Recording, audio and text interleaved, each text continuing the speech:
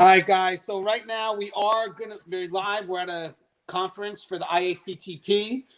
Right now, there's going to be a little quiet time. They're actually introducing us, and then they will come in.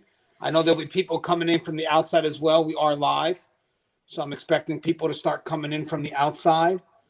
Right now, they have 122 participants already on their side that's going to be crossing in, and then we'll start getting some people from the YouTube live. But just bear with us, guys, because we're trying to figure this out as it goes. But as you can see, it's the usual panel, myself. Then we have Soto. We have Connie. We have the jail guy, Andy Abney Brotz, famous actor Gary York. You can find him on IMDb. And we have William Young from Just Corrections. So while they're doing the introductions, let me just see where we're at.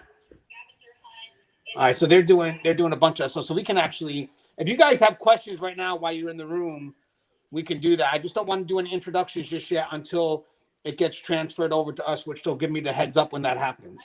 So let me just see something. I'm sure people will comment, but guys, you just have to bear with me right now while we wait for the other people from the Zoom side to cross in, and then we should get started. But in the meantime, we could always, shoot the breeze. Hey, Andy, let's talk about your channel for a little bit. Andy, how's your channel doing?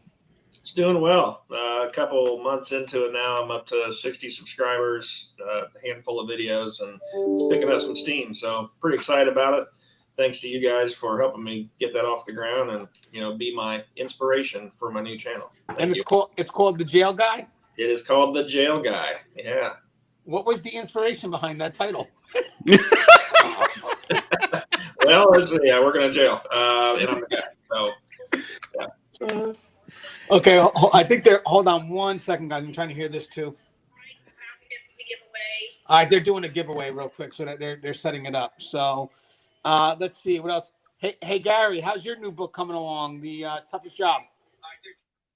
Well, I'm happy with it. It was doing really good there as a new release, and it's just hanging steady now. But a couple of agencies are looking at it now, and hey, that makes me happy. It's as long as it can help anybody. If it helps one person, I'm happy.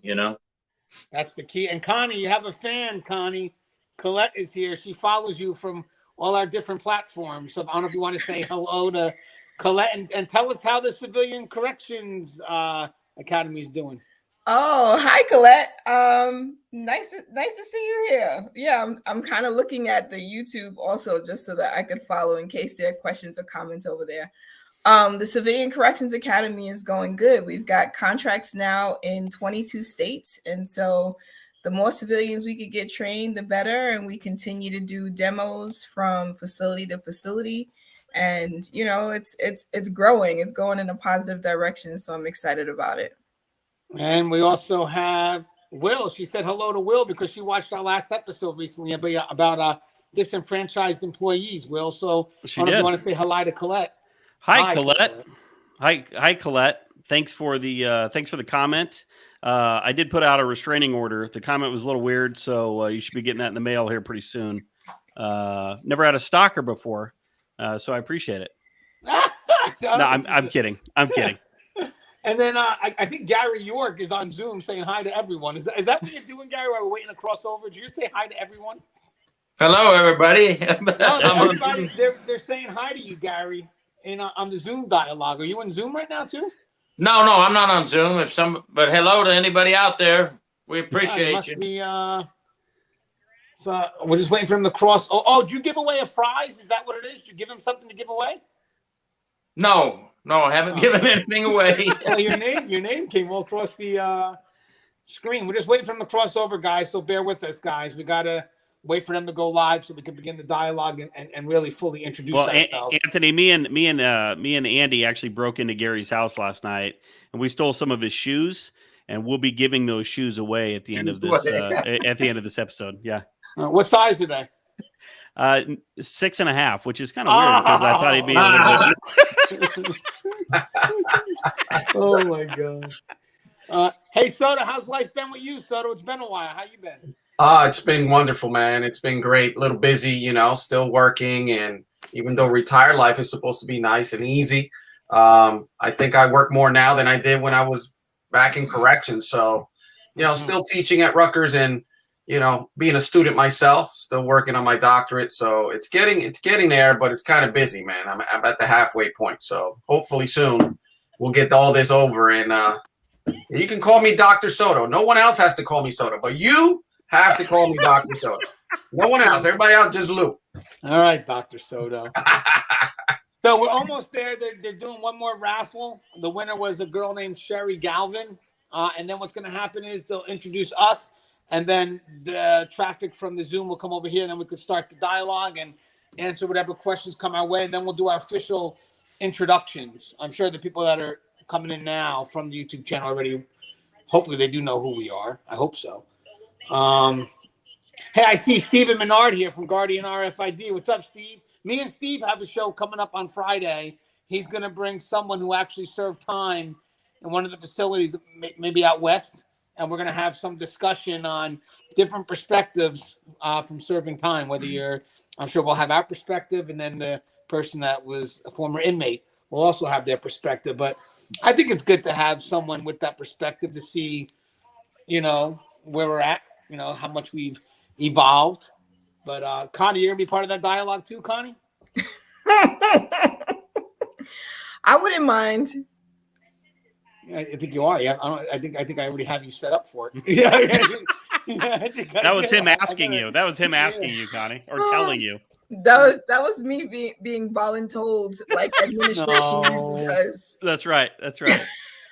Now, let me see where. Hold on. Let me see. Now they're still giving away prizes here, guys. Yeah, I guess I could have started a little bit later. Colette's gonna watch it out. Yeah, I think we're gonna do it Friday, so I'll have it posted up Friday evening, I believe. Right now they're just doing congratulations to the one winner that we had.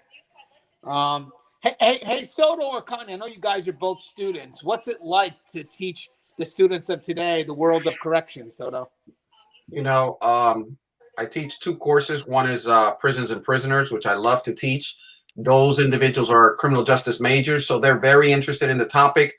They're always talking about, prison reform or anything else that talks about reform because, they're into the subject matter.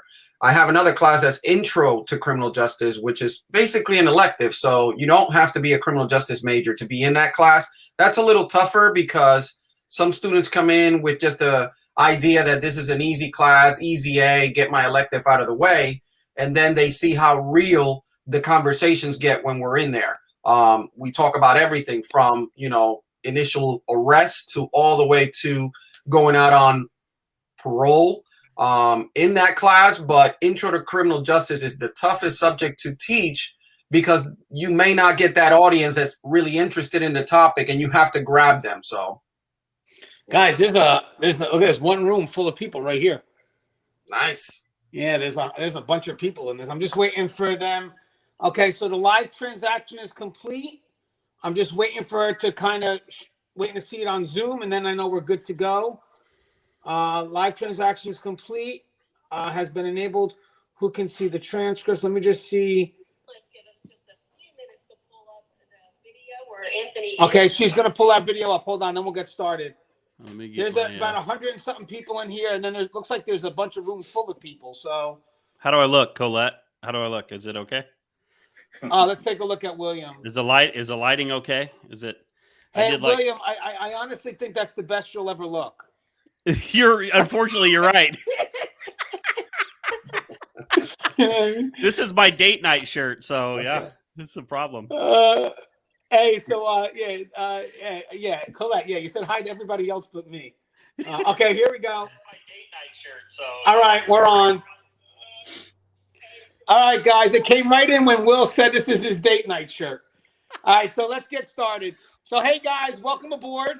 Welcome to the panel discussion. We're here to discuss whatever topics you find interesting. You guys present the questions, and I'll have the panel here answer the questions. It would be best, guys, if you're able to ask the questions directly through YouTube so I can pull the questions up and then highlight it up on the board. But if not, I do believe that the facilitator will also be sending us the questions, maybe through the private chat. And then we could also go from there. But what I'm going to do is I'm going to have the panel introduce themselves. So I'll go first. My name is Anthony Ganja. I have about 20 years in the correction system. I was an officer, moved my way up through the ranks. Now I'm on the admin side. I've been doing Tier Talk now for, I think, since 2015, but it was on the radio before that. And then basically my objective here is just to kind of put out the good message of what we do in corrections. And in the process, you know, if I'm able to train, you know, that always works. A lot of these videos are used for training all across the country. And I myself have also advocated for the profession on many national networks, including Fox, CNN, and I also speak at a lot of conferences. But again, I wouldn't be able to do what I do without the support I have from the channel, but also the support I have from this wonderful panel, starting with the famous author. Okay, which one is it now? Oh, crap, because I got a few. Connie. Choices. What's up, Connie? Oh, hi everybody. My name is Constantine Aline. I come to you guys with almost 2 decades of correctional experience. I started out as a discharge planner in 2000 on Rikers Island, and I stayed there for 10 years. It was supposed to only be 2 years. And then I was recruited to Connecticut Department of Corrections, where I spent another 5 years as health services administrator, which was tons of fun working with the female population. As we know, they're just a different beast. I don't care what nobody says. And now I am the founder of the Civilian Corrections Academy, where we're training non-uniformed employees to work effectively in the correctional environment and be of support to our correctional staffers, all the brothers and sisters that are, you know, are not guards, right? Because I don't know how many shows we've defended that word guard, right? But that's what we're doing. And I'm also the author of The Cage Was Her Cocoon, which has been really doing its own thing. It's sort of created its own buzz. I'm also a criminal justice professor at Monroe College. So I'm having a lot of fun teaching corrections at so many different levels, but it's definitely, you know, I think our opportunity to allow others outside of the industry to understand what we do. Yes. And by the way, Connie's been with me now for the last couple of years, and she's opened my eyes to the civilian side of things. And together we've been doing our best to kind of bridge that gap between civilians and custody, to let people know that we're all part of the same team. And in the end, even though we may have a different mission, in the end, it relates to the same vision. And the vision is to basically, you know, help rehabilitate and, you know, in the process, make it a safe and secured environment. Now, we also have William Young from Just Corrections. What's up, Will? How you doing, Anthony? My name is William Young. I've been a correctional officer since 2005 in a county jail setting. And I'm the author of 2 books, When Home Becomes a Housing Unit and The Nothing That Never Happened. Both deal with the negative side effects, the emotional toll that the correctional environment can have on an officer's mental health and emotional well-being. I have a YouTube channel, Just Corrections. And yeah, I'm trying to do, super inspired by the things that Anthony does and the trail that he is blazing for correctional officers out there. And it's awesome to be a part of this platform and to be a part of the conversation to help promote this profession so officers can get the respect and the recognition that they all deserve. Yeah, and guys, we are getting questions coming in. If you guys get a chance, if you can go on YouTube, whatever, and put the questions in directly, I can highlight them like this. So when we get to it later, I'll be able to highlight it so we all know how to, you know, what questions we're going to be answering. I also have some questions coming through the text right now, but I want to finish off our introductions. So now we have Gary York. What's up, Gary?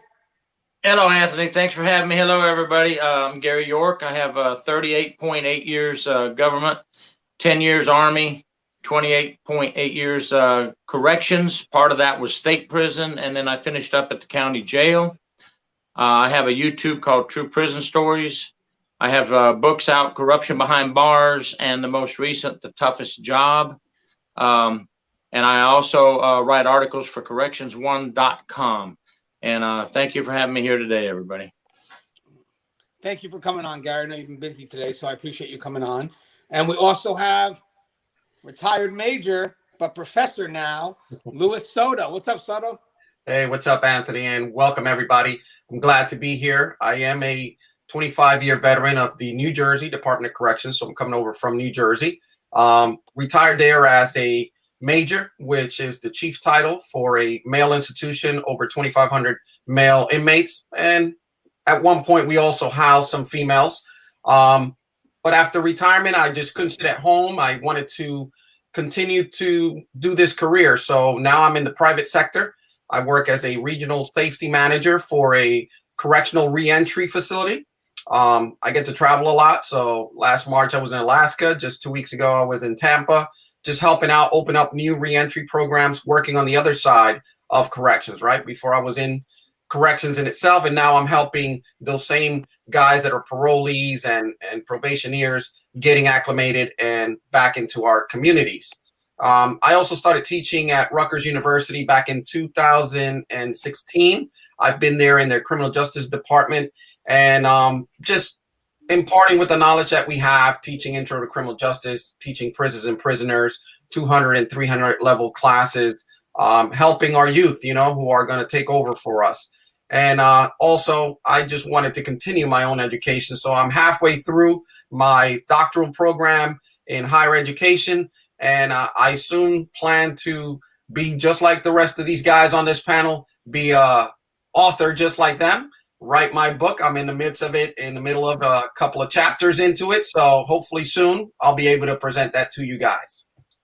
And guys, when he finally does it, I'm going to be purchasing that book right away because I'm sure it's going to have a lot of valuable nuggets that I have stolen throughout the years in that book.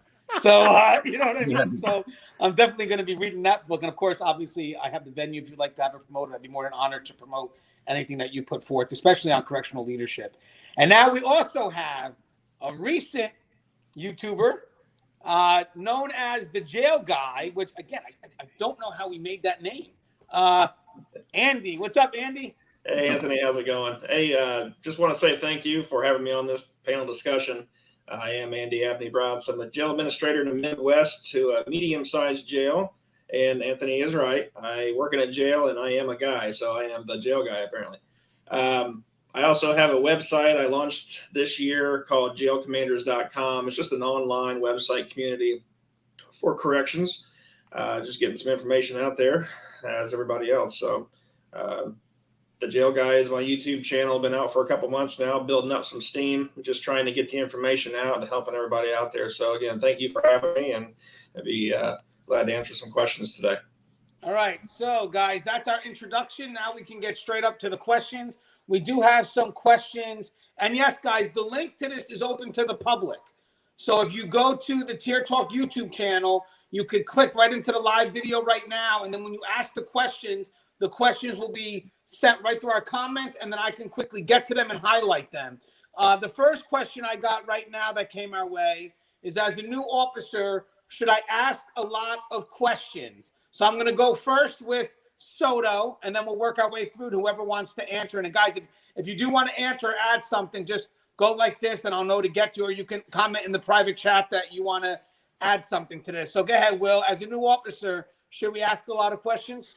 Yes, absolutely. You need to ask questions. That's the only way you're going to learn. There's a divide, a gap between what they teach you in the academy and then how you implement that when you actually get on the job, on post. And the only way you have veteran officers like this panel, we got like 700 years of correctional experience.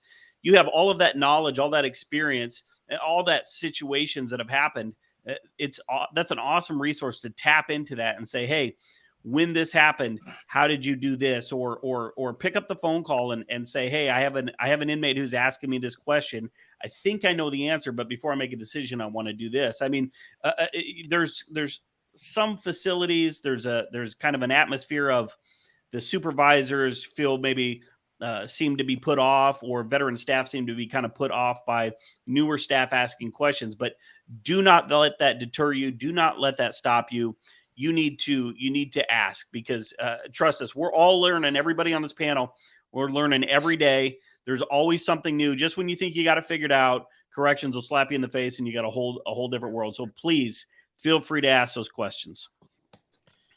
Yes. And hold on, let's get back to, hey guys, the good thing about this is, and I'd like to get Louis' perspective on this as well, is that when you enter corrections, you want to partner yourself with people that want to teach. And that's really the agency's job, to really get the right people in those training positions that really are motivated to teach. And then you yourself have to be willing to learn. Mind you, I mean, when someone teaches you, they're sharing with you their experiences, their stories of what went right, what went wrong. And, you know, there's a lot of powerful information in that. And by the way, we're losing that. We're losing experienced officers. Like even right now, I know Will was a little exaggerated with 700 years of experience. I calculated it at around 650.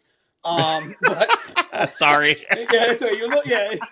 But the thing is, guys, the value of experience is from people that walk the walk and talk the talk. So I would definitely agree that you want to ask questions, but the questions themselves have to have value. I mean, for me, one of the best experience I had was a senior officer who wasn't a trainer, but who loved what they did, who answered the why behind everything. Like everybody else was teaching me what to do and how to do it, but this person stayed focused with me and asked me and let me ask the why. Like why behind the things that we do, which to me, why seems to be a little bit more everlasting. So again, guys, if you're in a chance to learn and you're connected with someone that wants to teach, it's a beautiful dance. But I do expect the agency to kind of make sure that they have the right people to, you know, give us an environment where you want to ask, because at that point you're not being a burden, because the more you know, the better it is for the people that work next to you. What's your thoughts on that, Louis? Because you worked in training for quite some time. Yeah, it's absolutely essential that you ask questions. I agree wholeheartedly with William. And one of the things that you find yourself, if you don't ask those questions, then you end up acting on what you believe might be the right move, might be the right answer. And it may not necessarily be the right one. And always in corrections, unfortunately, when we make the wrong decision or a wrong answer, there's some consequences behind it. So ask the questions, ask the right questions, you know, never be afraid. If you find someone that doesn't want to answer your question, then you move on to the next person. The one that's willing to take their time and say, here's why we do this, here's how to do it the best and most efficient way. Corrections ebbs and flows. Correction moves on. Correction is always evolving. We have new things. Like now in New Jersey, we are actually wearing body cams in our institution. So that's something new that officers now have to deal with and contend with and be able to transverse through that, you know? So ask the right questions, continue to ask questions, get that individual that wants to do and put in the time to give you the right and correct view or answer to your questions. You know, can I add on something that Soto said that's so important, guys? The reason why it matters that you have the right people in those training positions is because when you're training somebody, it's not about spending time with them. It's about investing time in them. I mean, that's the key. I mean, you know, as a good trainer, you want that person to succeed. You even want that person to go past you in success. You know, you want to train people that can take the reins and be future leaders themselves. So the key here is, you know, definitely answering those whys. You know, because the why seems to be everlasting, but for having trainers that are willing to spend the time and invest and not consider this just a job that, you know, we got to get through in the 8 hours. Being training is a full-time responsibility. And I believe I have Connie and Gary that are going to want to add to this, because Connie actually has a school for training civilians. And I'm sure Gary would like to add on this as well, and probably Andy. So I'll go with Connie first. You're muted, Connie. I love it, guys. I love it. I love it. I think it is critical that you're asking questions, particularly because the people around you want to know that you're engaged, right? That you're thinking about the environment. And those questions really are those gaps that need to be filled. And we want to make sure that you never walk away not understanding the how or the why, right? That you never walk away sort of with this, because that gap could be the one thing that is the difference between a life and a death situation, right? And so when you don't ask the questions, then you also remain unfulfilled in that particular area. So, you know, what I would just say is that the more questions you ask, the more that the people around you know, like you're here, you're in it, and you're trying to actually learn and be of service to your partner as well as to the population.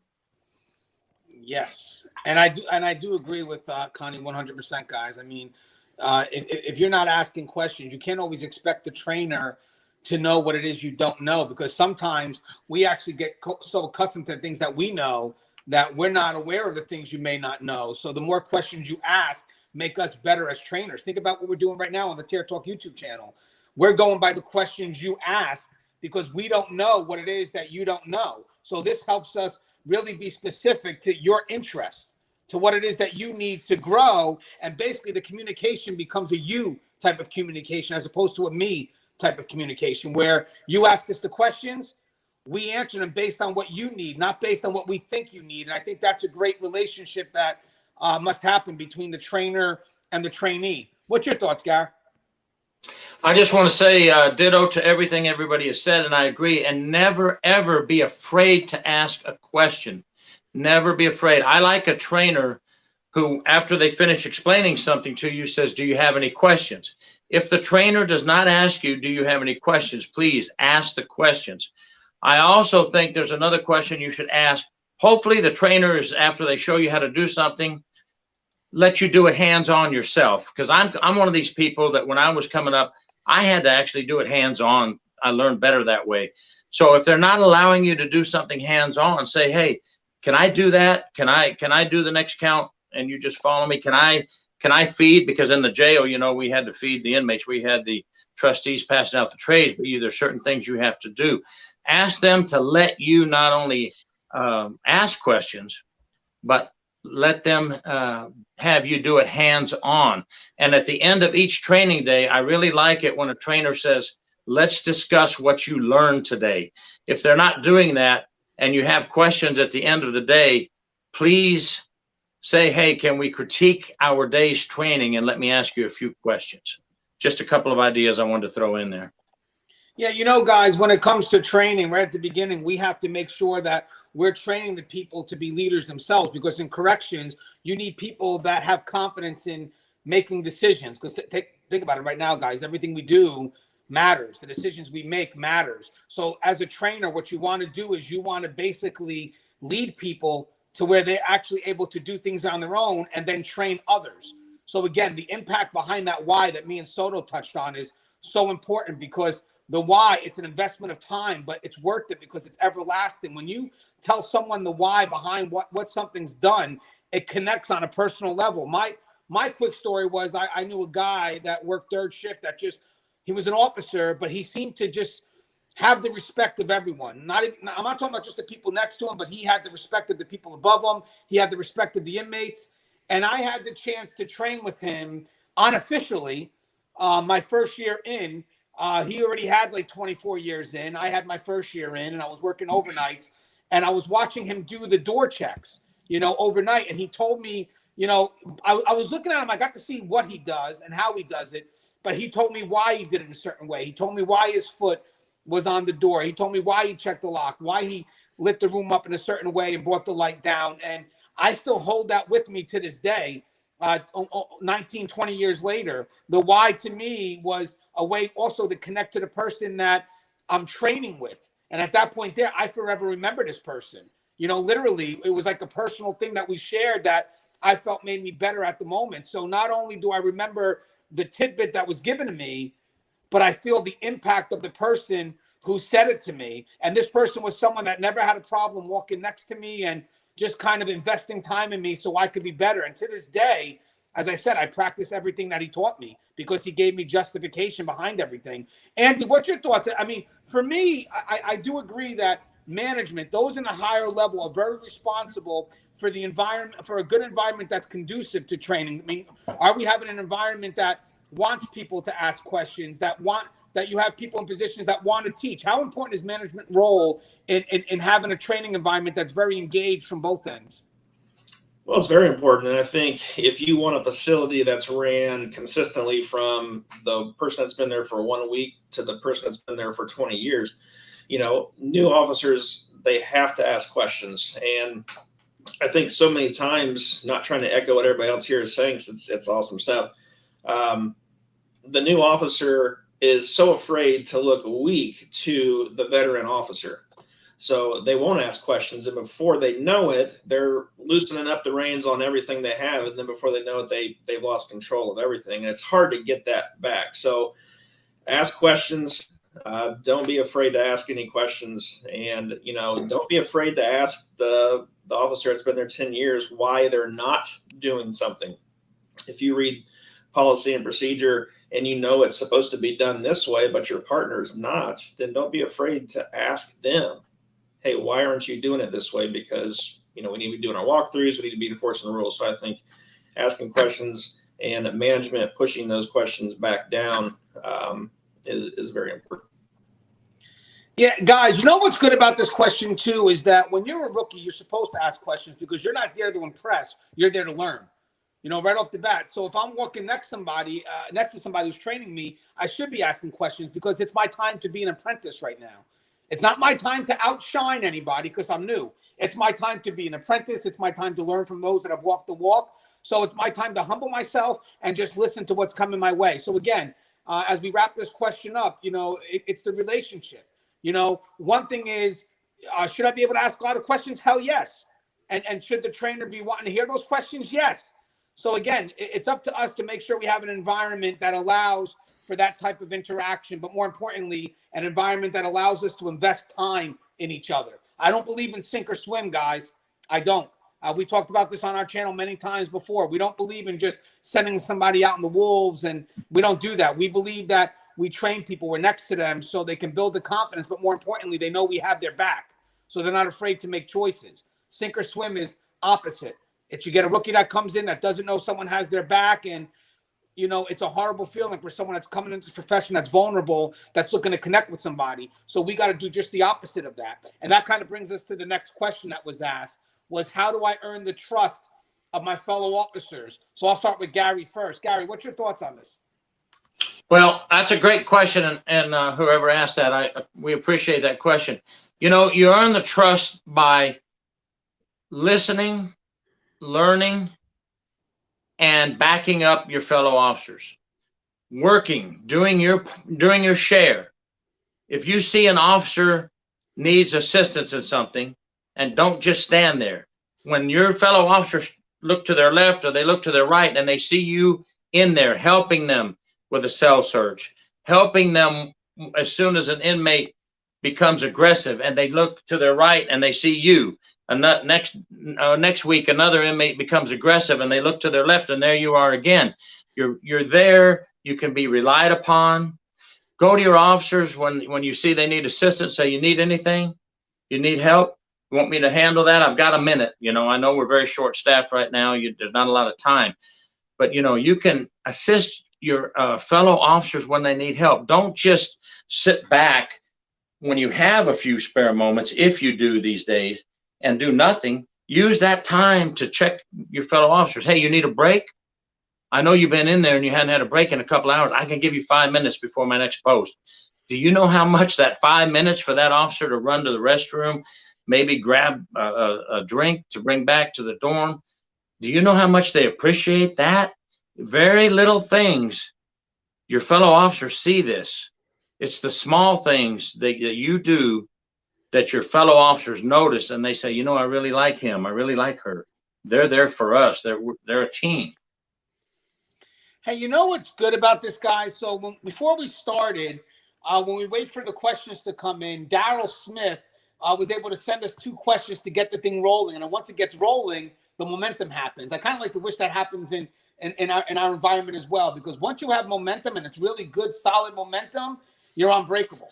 Trust and believe. If you have good momentum, you can go through anything. So I would love to hopefully see us in corrections take on momentum to where we can get through all the concerns that we're facing. I know Gary mentioned understaffing. Hey, Will, you work on the front line. Will, what's your thoughts on earning trust between, for a new boot, let's say, earning trust with their partners? It's just going to take time, and you have to be patient. You have to understand that, a guy who's been in corrections for 5 years, 10 years, 30 years, we've been fighting and laughing and crying and solving problems with the person, the guy or gal next to us for decades, right? And then you show up, we have no idea who you are. We have no idea what you're going to do. We have no idea if we can trust you.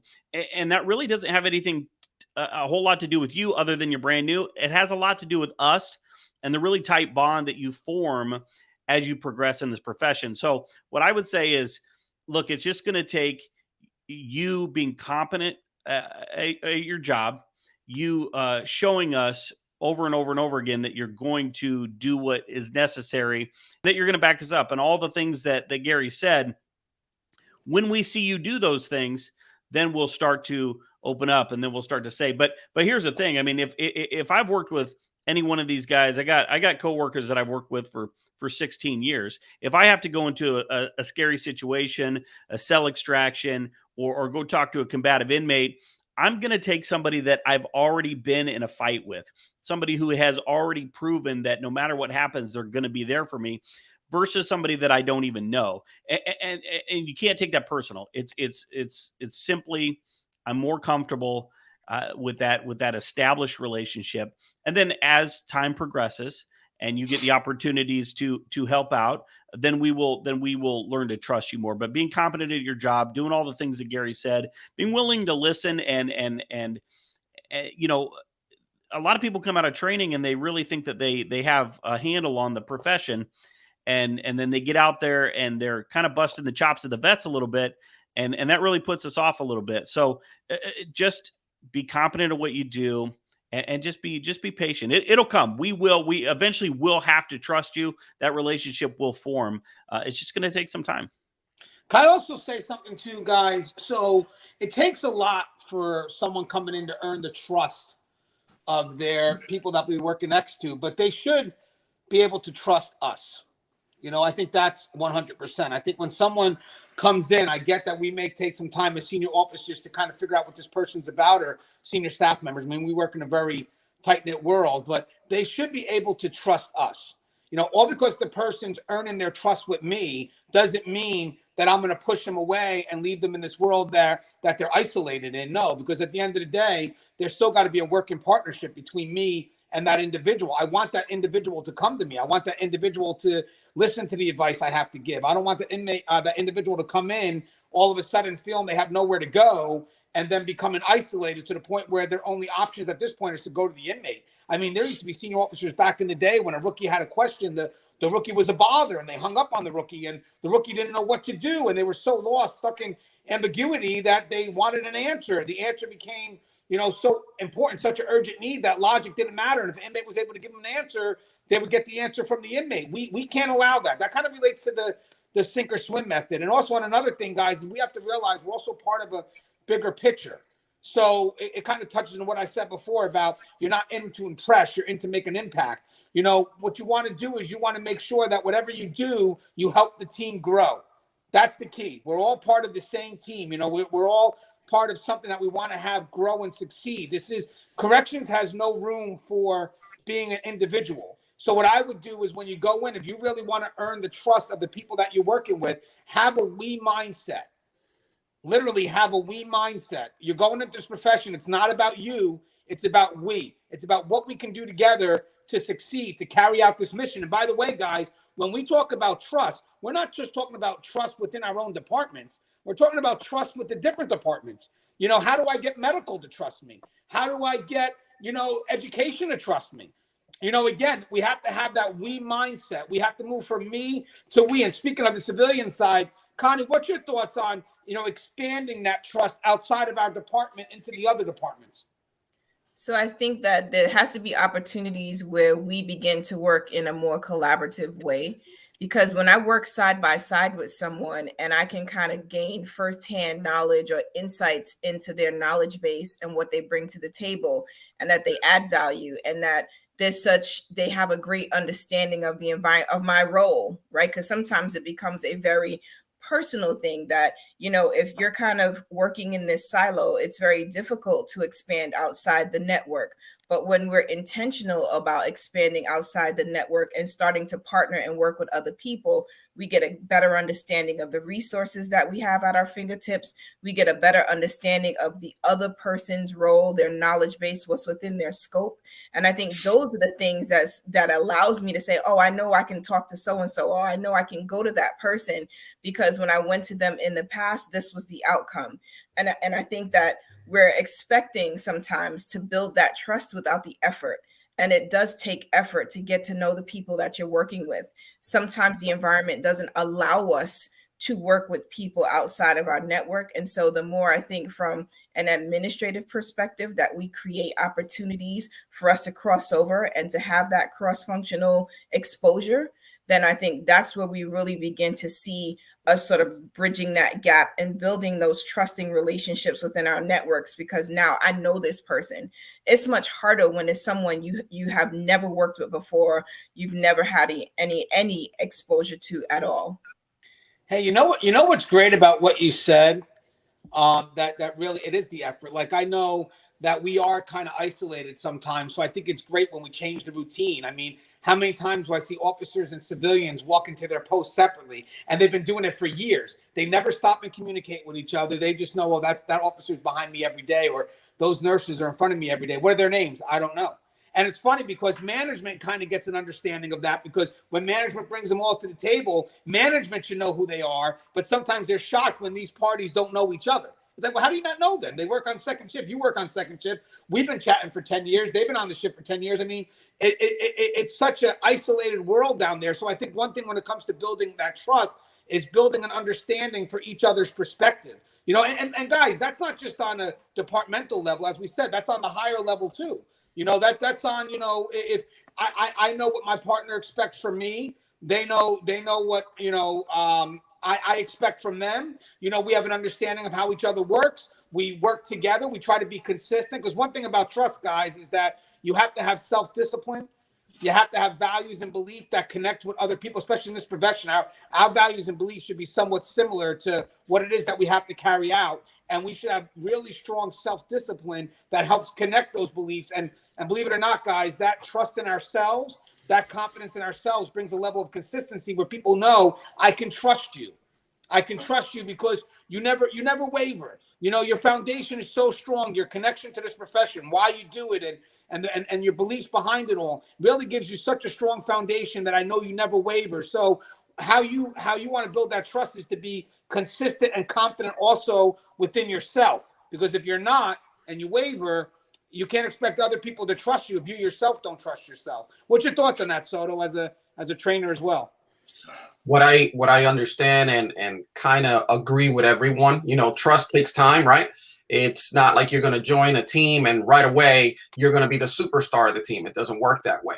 But what I find about corrections is there's an easier way to lose the trust of the people that you're trying to get trust from by coming out of the academy and having the mindset that I know what I'm doing, disregarding all those old heads or those veterans and saying, I got this. I know what I'm doing. I was just trained. I was just in an academy for 4 months, 5 months, whatever it took. I know what I'm doing, you know, and now you're losing the trust even before you're trying to gain it. But what I also know about corrections is that we are quick to embrace you, right, as a new person when we go through something together. So it may be that first response. It may be that first cell extraction where, because we're understaffed, you are part of the team, you're thrust in there, and now we can see you in the environment that we will need you the most. And once you go through that and we have that experience together, the trust and the embrace will come rather quickly. So embrace that as well. Yeah, and guys, you know, the key here, guys, is embrace your ability to do the job. I like what Soto says, the training, guys. The more that you train, the more that you learn, the more that you become confident in your skill. You can't expect other people to trust you if you're not confident and trust yourself first. So again, the more you learn, the more you become confident, the more you stretch out of your comfort zone. I mean, this is corrections. You can't stay in your comfort zone for too long because you have to constantly make decisions, which bring us further and further out of our comfort zone. But the more decisions you make, fail or success, regardless, you still learn. In the end, you stretch that comfort zone. You start building confidence in yourself. But on the other side of that, people start to see that confidence. They start to carry out. But I think the key here is inward first. Can I trust myself to be effective? And if so, then I can maybe get others to trust me to be effective. But again, it's getting yourself out of that comfort zone. What's your thoughts on this, Andy? Trusting, building that trust. Yeah, well, I want to start off by saying, as an admin, corrections is as rewarding as you want it to be, and it's as boring as you want it to be. It's all about you and how you want to do the job. But empathizing and going back, when I work the floor all the time, if you really want to earn the trust of your fellow officers, share the load. I know majority of facilities across the nation are on 12-hour shifts, and you have 2 officers on average working a unit. Share the load.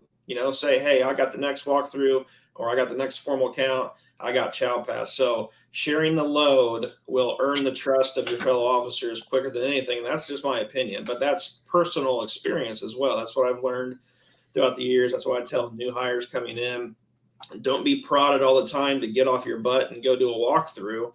Know when they are, volunteer to do it, and your career will actually be a lot easier if you do that, guys. Can I add, John Schufer, this will be a quick little comment here. So John said, as long as veterans discount what the academy is teaching, things will stay the same and not progress with research and experience of other agencies. I get that. So we're going through a culture change right now, right? And we have to try to maintain the culture that I hope is being taught at the academy, but we hope that is, also being pushed out from the people that are training. The concern is sometimes is that we focus a lot of our resources on training the new boots, that we don't do anything with the people that have been behind the wall. So the problem is that, the new boots are being elevated, but the old boots are kind of like, well, they're still in the same world. But having said that, when you partner good people, when you partner new boots with good senior staff, there's a chance that we could learn from each other. I mean, that's part of strategic placement.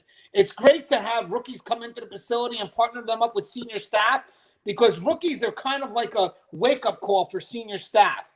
Rookies are going to go right to policies and procedures, and maybe the senior staff's been running things on practices. So there's good interaction.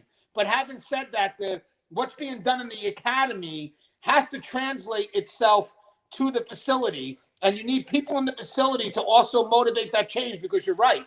If you don't have people in the facility leading that change and kind of showing where what's being taught in the academy can be applied to the facility, all that work that's being done in the academy is going to be lost, because the message, the real moment you hear that message when you're inside the facility listening to the people next to you, 100%. So if you're not doing anything to translate that message from the academy to the facility to help the new boots get, adjusted with this, train of thought, but also to kind of bring the senior staff in and saying, hey guys, this is where we're going. We need you guys to find a way to be a part of this. You're going to lose it. So again, I have a feeling if we don't get that staff involved, the senior staff involved in those changes, make them invested in what's happening, they're going to be on the outside, and you can't expect them to be partnered with anything that they know nothing about. So again, we're pushing all these things out to the recruits, but when was the last time we went back to the facility, the people that are going to be training them, to let them know of the changes that we're making and the culture that we're trying to push from day one when the academy people get in. Does anybody have any thoughts on his comment? Go, Will. It's two different jobs. So what I was taught to do 16 years ago is not what they're teaching people to do now. So it's not that I'm discounting the information that training is given them. I just don't know what they're giving them. Right now, new hires get mental health first aid. They get crisis intervention training. They get all of these rehabilitation or reintegration, all these things that I stay up to date with because I spend a lot of time talking about corrections. But the job that they're trained to do now, jailing is way different than it was 20 years ago. I mean, that's just the bottom line. So you're saying, why do we discount it? Well, I've been doing things the same way, my group of guys, for 20 years, and then you changed it on us. And then, like Anthony said, you didn't update us. You didn't give us any warning. You just have these new people around here that are doing all these, mental health things, and you have all these different programmings, and you haven't told us anything about it. So we are still doing the job the way the facility trained us to do it 20 years ago, but that's not how they're training it now. So there's this huge gap. So it's not that we're discounting it. It's just that we've done it this way for a long time, and nobody thought to bring us up to speed. At my facility, mental health first aid, crisis intervention training, which is a 40-hour block, and mental health first aid, that's all given. That's all built into the academy now. We didn't have that information. I didn't know what schizophrenia was. I didn't know, that a guy kicking on the door saying he's hearing voices could actually be hearing voices, and I should handle it a certain way. I had to go out and get that research. And like you said, somebody put in the comments through in-service training, but that's not what I was shown. I was shown how to do a cell extraction. I was told to take this guy's shoes. I was told, how to do old school correctional work. And now the game has changed. So it's not that I've discounted it. It's that you're trying to teach an old dog new tricks, and we may bark a little bit at that. That's how I feel. No, but I agree with that. Obviously, guys, we are going through a culture change, and we either have to go with it or be left behind. I mean, this is where it's headed, guys. I mean, you know, it used to be a world that was punitive. Now it's a world that's about rehabilitation, but eventually be a world that's balanced, rehabilitation and safety and security. But in the meantime, we could vent in the shadows and expect, you know, things to change, but it's not. We have to be invested. We have to put time in, and we have to be part of that process, which means that when we come to the table, we can't be an obstacle. We have to be a resource. You know, so if I'm going to bring people to the table knowing that these are the things we have to accomplish, I'm not looking for someone to be an obstacle to that. I'm looking for someone to help me figure it out. I want to build trust. I want to know, are you exhausting all efforts before you say no? Because a lot of people want to be a voice, but what type of voice? Are you going to be a voice that I can trust that's going to help me move this thing forward? Or are you just going to be a voice that's an obstacle with no effort to help move this thing forward? Because trust and believe, guys, if you come in with the attempt to try to make something happen, then I'll believe you when you can't. But if you're coming in constantly with that negative attitude, no, can't happen, then I'm not going to bring you to the table because I don't trust that you're even making the effort. And the sad thing is, guys, we're all affected by that. Our civilians too. You know, the civilians, they're part of this change as well. And they want to know, is custody going to help us with this? Can I trust them when they tell me no? You know, there's civilians right now, they're starting to understand the job. And when custody says, hey, these are things that we can't do, the civilian's like, yeah, I don't know. You know, have you made the effort to try? And then when you got a civilian recognizing something at such a simplistic level, they lose the trust that we need to have for each other. So again, it's got to be an exhausted effort. But if you want to be that voice, are you an obstacle or are you a resource? Does anybody else have any thoughts on this at all before we move forward? Okay, I got Andy. What do you got, Andy? That's why I think it's very important. A lot of that culture falls on admin to make sure that your staff members, whether they're there for a month or 20 years, are trained the same. You know, like Will said, corrections is ever changing, and case law is always changing. You know, some of the old case law is good, some of the new case law is better. But you need to incorporate that into your annual training or your biannual training and train everybody the same. That way, when it comes to task and you have senior staff that aren't pulling their weight, you know, you can revert back to that training and just let them know, look, it's not 20 years ago, it's 2021, and this is the way you should be doing things. So I think admin has to have a huge impact on the way their officers and facility staff are trained. I believe I also saw Gary. Gary, you had something you wanted to say too? Yes, real quick, John, because of the questions you're asking, I can see that you're going to be good for the future of corrections because it goes both ways. We need people like you coming in, and we need the old dogs like me to understand your view, and we need to be positive. So I always tell everybody the Corrections Academy, Law Enforcement Academy is just the foundation. Now you have to build the framework. Now you have to be paired with positive attitude. So I'm hoping, as Andrew just said, the jail guy just said, you have to have admin being aware of who we're putting in as trainers. You want to have positive trainers. I always tell people also, you have to be you, and you're always going to be you. Look at the people that are training you and the older officers and take good things from each of them, from different people, and then build your own style. Just stick with the positive attitudes, stick with the things you like that you saw during training, and then you do your thing with it, and you'll make yourself and mold yourself into a good officer. Does anybody else want to add before we move on to the next question? We're good? All right, so I'm going to go to Soto first and then Connie. This question is how to deal with admin that seems to not address the staffing shortage that is happening in your jail. There's no communication on if they see the shortage, if they are doing anything about it, etc. So, Soto, would you like to go this first? Because we've kind of touched on this a few times. Yeah, and that seems to be a topic that comes up over and over and over again. And it's because we're not getting the people to join our ranks. Like corrections used to be a go-to profession a couple of years ago because we were well paid at the time. But as years go by, the pay scale never kind of matched other jobs that are coming up. The job continues to be tough. So we're not having the influx of new boots coming in that can help, and that we find ourselves in a shortage. We also find ourselves overworking those that we have, give them too many tasks. We always heard this mantra of doing more with less. Well, that's dangerous in corrections. You know what I mean? Doing more with less in corrections means you're bypassing security and safety, and that becomes an issue.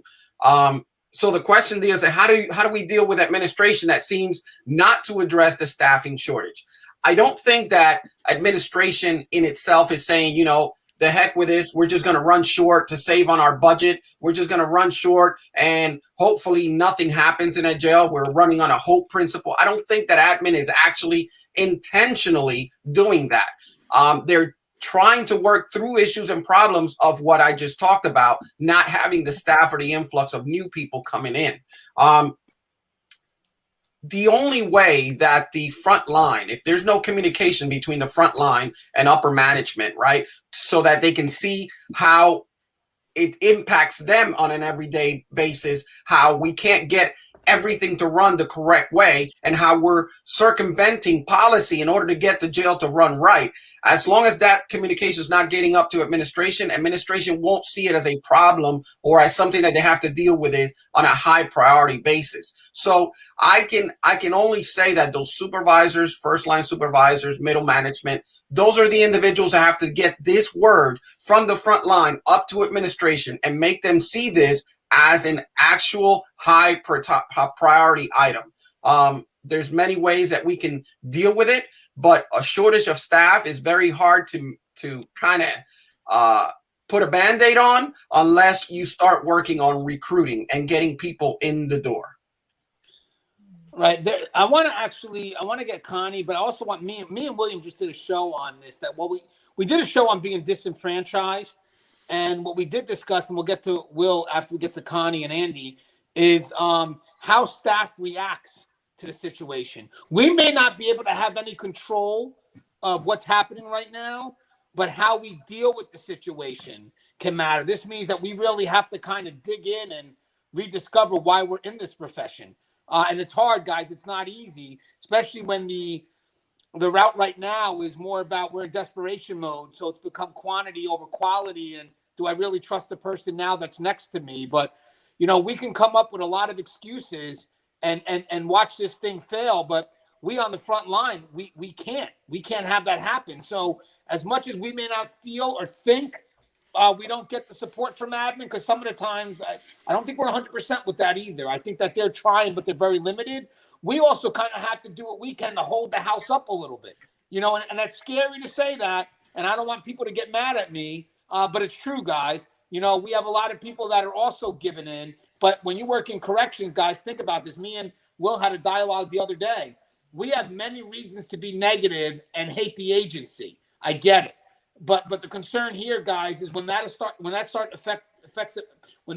to affect our work, that starts to affect us doing our job to help maintain a safe and secure facility. So technically, if I'm going to say that I'm no longer doing these things for the agency, I'm also no longer caring about the person that's next to me. Like, I'm not going to do searches. Screw the agency. Well, that's not really for the agency. That's for your partner who trusts that you're going to do it.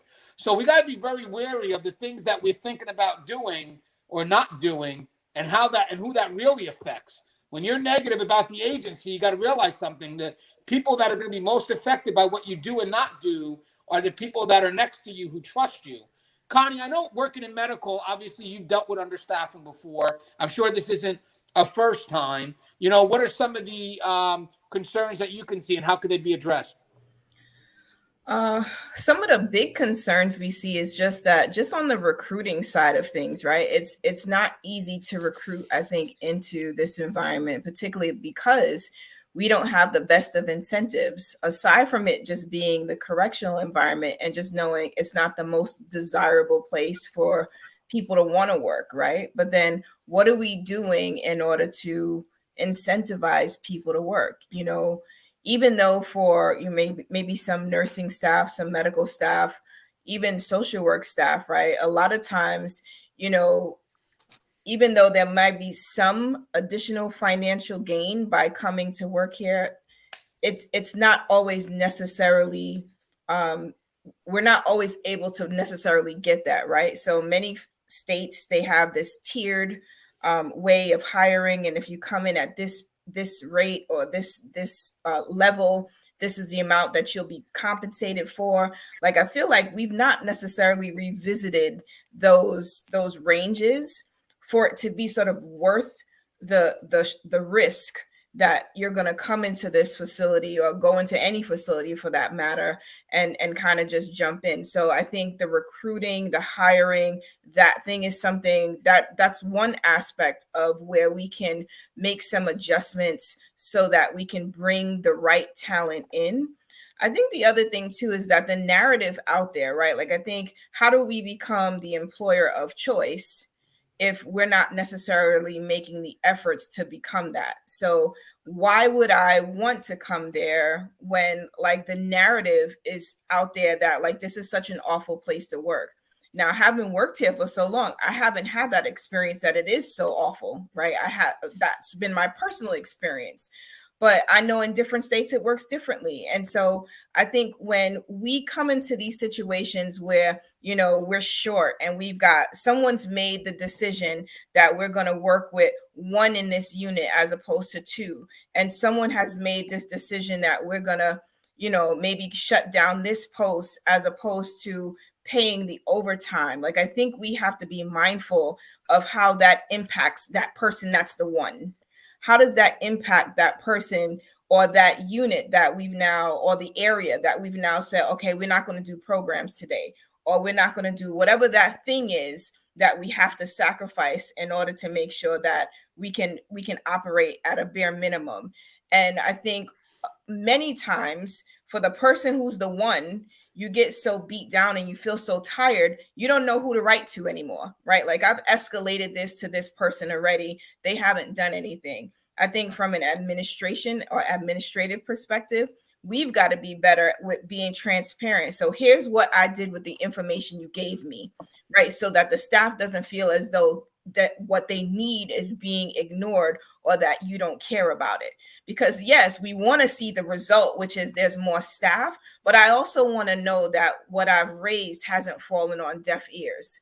And a lot of times it feels that way because there isn't that transparency in saying that, hey, listen, I escalated this, but this is where we are now. And I get it. Some information is, you know, privy. Some people just aren't privy to certain information. I get that part.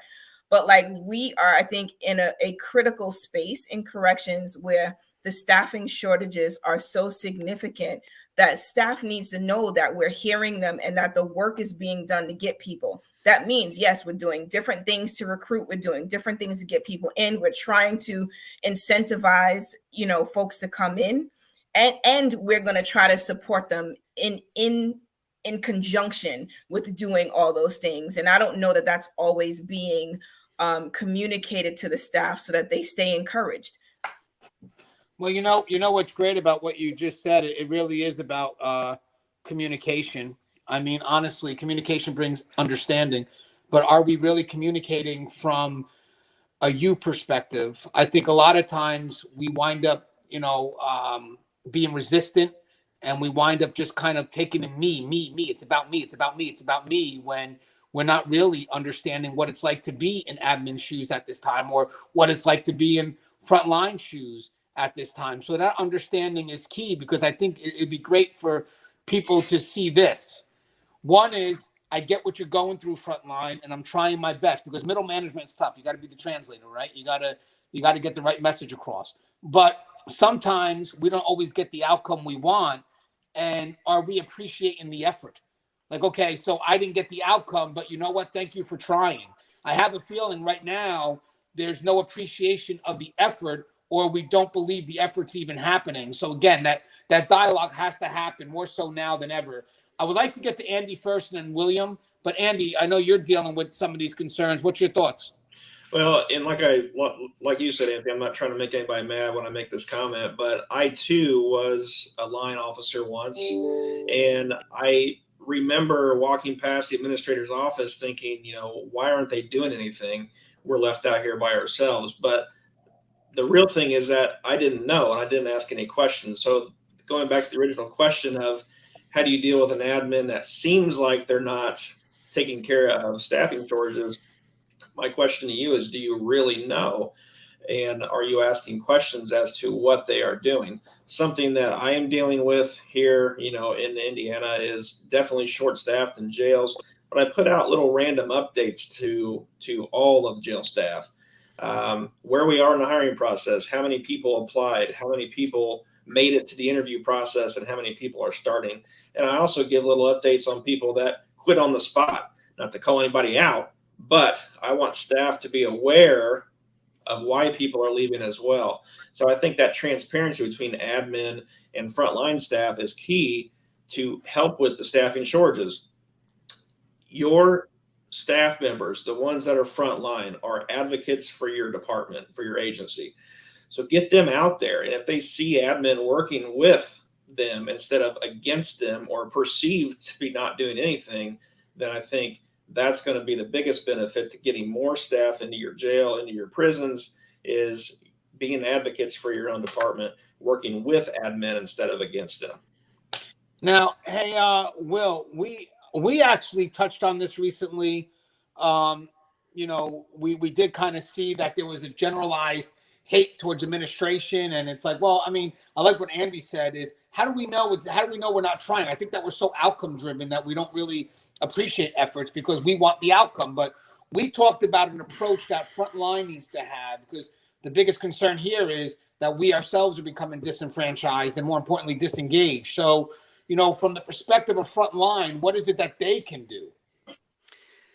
So I'm going to give you the frontline perspective, and here's the problem of what I've been reading in the comments and what I'm just hearing is that administrative staff is saying, "Hey, be patient with us. We're doing things. Be patient with us. We're doing things. You don't know what we're doing. Be patient with us." The problem is right now in the correctional environment, staff is so beaten down by years of mandatory overtime, years of staff shortages, years of prolonged exposure to trauma that they weren't even taught how to deal with, and they're tired. So I'm not surprised that staff is grabbing pitchforks and torches, and they need somebody to blame, right? So this is not just somebody put in the comment bashing administration, right? You're talking about guys and gals who have carried the weight of the facility, who have watched these people that Andy are talking about leaving and coming and going and leaving, and we're not privy to that information, right? All I know is that me and the same 5 guys have been on shift for 5 years. We've gotten no relief, no reprieve, and we are tired. But here's what I'll say. So I want to say this. Line staff 100% have a right to be pissed off. Line staff have a right to be jaded. Line staff have a right to be upset with the people that hire and fire people in their facility. Okay, that's fine. That's okay. But I will say this. Go get those answers. Be that bridge to go find out what's happening. Can you do something to help your facility? And the number one thing that you guys can do right now, and line staff's rolling their eyes and administration is probably already checked out, but here's the deal. Stop cannibalizing each other as line staff, as fellow correctional officers. Stop taking out the frustration, because you can't hold anybody accountable. You can't hold administration accountable. Administration can't make magically 50, 60, 700 officers appear and start working. But you have to make do with the resources that you have on shift tonight. And I get it that you're pissed off, and I get it that you're upset. I'm upset too, man. There's believe it or not, there's days that I want to put my fist through a wall that I don't see results because everything happens in these secret meetings. But me and you getting mad at each other doesn't do anything. Me and you sitting in an office together complaining that we're short-staffed still doesn't accomplish anything. And so what I want to ask you this, is your love for your brother and sister greater than your disdain for administration? And I hope the answer is yes. And if that's the answer, then we need to govern ourselves accordingly. We need to be a positive influence in each other's lives, because here, look, at the end of the day, here's this. If we have a cell extraction, if we have a short shift, if we have a situation that we have to deal with, and the alarm goes off, what do you guys do? Do you sit there and you wait for admin to come around the corner and help and tell you what to do? No, you don't. You react. You handle your business and you do it. So we have to weather this storm the same way that we have before, right? They're working on the things that they're working on, and as slow and as crazy as it seems, they are doing things. But part of that, and Connie touched on this too, is we have to be ambassadors for this profession as well. So I'm pissed off. I'm tired. I'm sitting on my porch. I got my third whiskey in me, and I'm telling my neighbor how bad it is to be a correctional officer right now because it's so taxing. He's never going to want to work this profession. He's going to tell people that he knows and vice versa. But if we can all go out, think about this. If we could all go out right now and find that one person in our circle, drag them to the facility, get them hired, we'd be overstaffed and it'd be good. So keep that positive attitude, do whatever it takes to get your brother and sister through that shift. And then you got to be an ambassador for the thing. Let administration's going to do what they want. They've got red tape. They've got meetings. They've got, weekend retreats are going to. Line staff, we have a certain responsibility to help promote this morale, to help promote this profession as well. Right. Now I got some really good questions from Brooke. I want to make sure I get it. It's right here. Hold on, guys, because a lot of them came.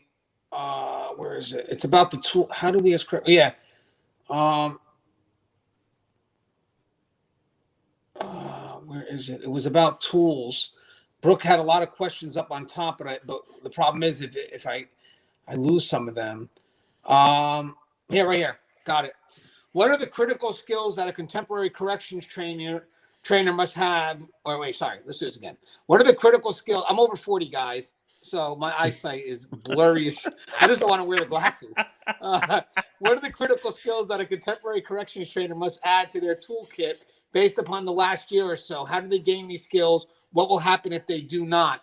So obviously we went through something serious right now with COVID, and we kind of lost our connection with people. The funny thing is, the cool thing about corrections when I got involved was how immediate we were to each other, and the way the academy, so the instructors were very intense because in an effort of them being aggressive, it brought us together. We kind of had a common enemy technically until eventually they lessened it up and they kind of showed that we need each other. I think we're losing that because of maybe some of the trainings virtual for some states or whatever it is. And I think that's a big part of why we do what we do in the profession. Like I don't run to a code because I'm being paid a couple of dollars to do that. I'm running to a code because I made a promise because I know that person would do it for me. But again, you still have to know who that person is to some extent to add that extra motivation. Again, we're still going to do it regardless, but to add that extra motivation, you really got to have that connection. And I feel that we're losing that. So one of the things I would expect my trainer to be able to do is to reinforce what I'm missing. And what I'm missing is this recruit that's coming in doesn't understand how we're a family behind here because they haven't trained in an environment where we're immediate to each other. So I need you to get that across. I need you to do whatever you can to make sure that recruit knows that they're part of something bigger.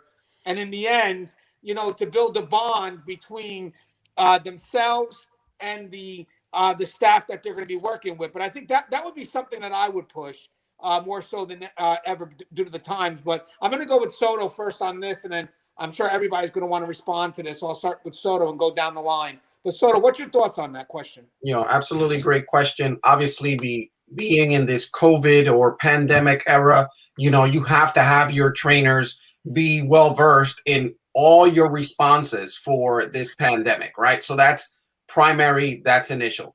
But what I can tell you is that we did at our academy, I was there for 6 years, 2 as a sergeant and 4 as a academy lieutenant running the academy, is that I never let my instructors, as well as we did, kind of like get the best that we could, the best trainers that we could throughout the state of New Jersey to come down to the academy.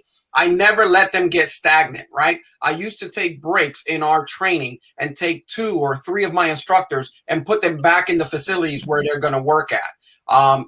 That kept them fresh. That kept them in the loop. as per se, right? Because you get tired or you get kind of set in your ways and don't get at, the access to new things that are happening, right? Like right now, I would have sent all my academy instructors back to the facilities on this pilot program that we're running in New Jersey with body cams, right? Police officers have been using them for several years now. This is new to corrections, right? So I would send my instructors to go get well versed on what the protocols are for these cameras and how we're wearing them and how we're using them, and get that particular aspect. But today and age, there's a lot of mental illness.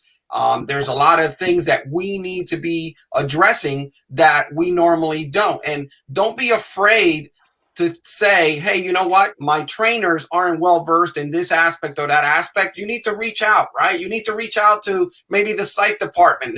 They're the ones that can come in and help us understand all the different scenarios that can happen. And we can help them in turn by saying, this is what we're observing. This is what we're seeing. So those are some things, and I'll allow the rest of the panel to chime in as well. All right, hold on. Let me get I want to have Connie come in real quick. Connie, what's your thoughts on this? So I think that as we are transitioning or shifting into this rehabilitative model, I think that it matters that the trainers have the ability to tap in or even teach about emotional intelligence, right? Because this isn't just policy and procedure anymore, right? We've got the policy and procedure, but this is shifting very much so into, this is a people business, right? And I don't know that we've always had the perspective that this is a people business. We are dealing with people. I know I was talking to someone the other day and we were having a debate about, are these justice involved? Are they just in our custody? Are they inmates? Like, what do we call them? And we're like, why are we having this whole discussion? Because there is a shift on how we address the population, how we deal with the population. And so now when you have people coming straight out of the academy or they're going into facilities to work, there is a different way for us to engage in this environment. And I think a contemporary trainer has to be able to speak to those various things that are going to come up along the way that aren't just policy and procedure. We have to understand, how do we address the people we work with, whether it's, as a civilian, how do I engage with custody? I don't necessarily speak their language. I don't have a law enforcement background.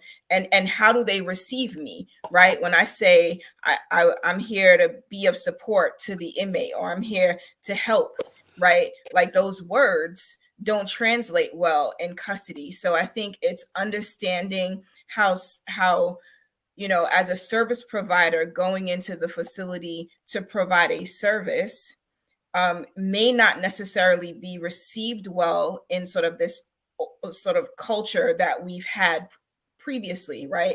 And as we're now transitioning into this culture of, we're here to serve and we're providing more rehabilitative services, there's a different way, I think, that as trainers, we have to be able to engage with the people we're training, as well as just understand that there are some slight translation differences in the facility than there were in the past. So I think that's one of those really significant skills that have to be learned and taught in the academy, and sort of learned by those trainers, so that people are really prepared for what our new realities are. Yeah, and guys, what's unique? I think also for a contemporary trainer, obviously you have to constantly learn. One of the things is, I think that the way we're going is, you want to, kind of like what Connie's saying, is build that gap or bridge that gap between civilians and custody. I remember we're trying to work on that now by having committees that involve multiple perspectives. Like, one thing is a wellness committee that brings, different departments together, but again, for one common goal. It's for all staff. And I remember we had a discussion and we had to find a commonality.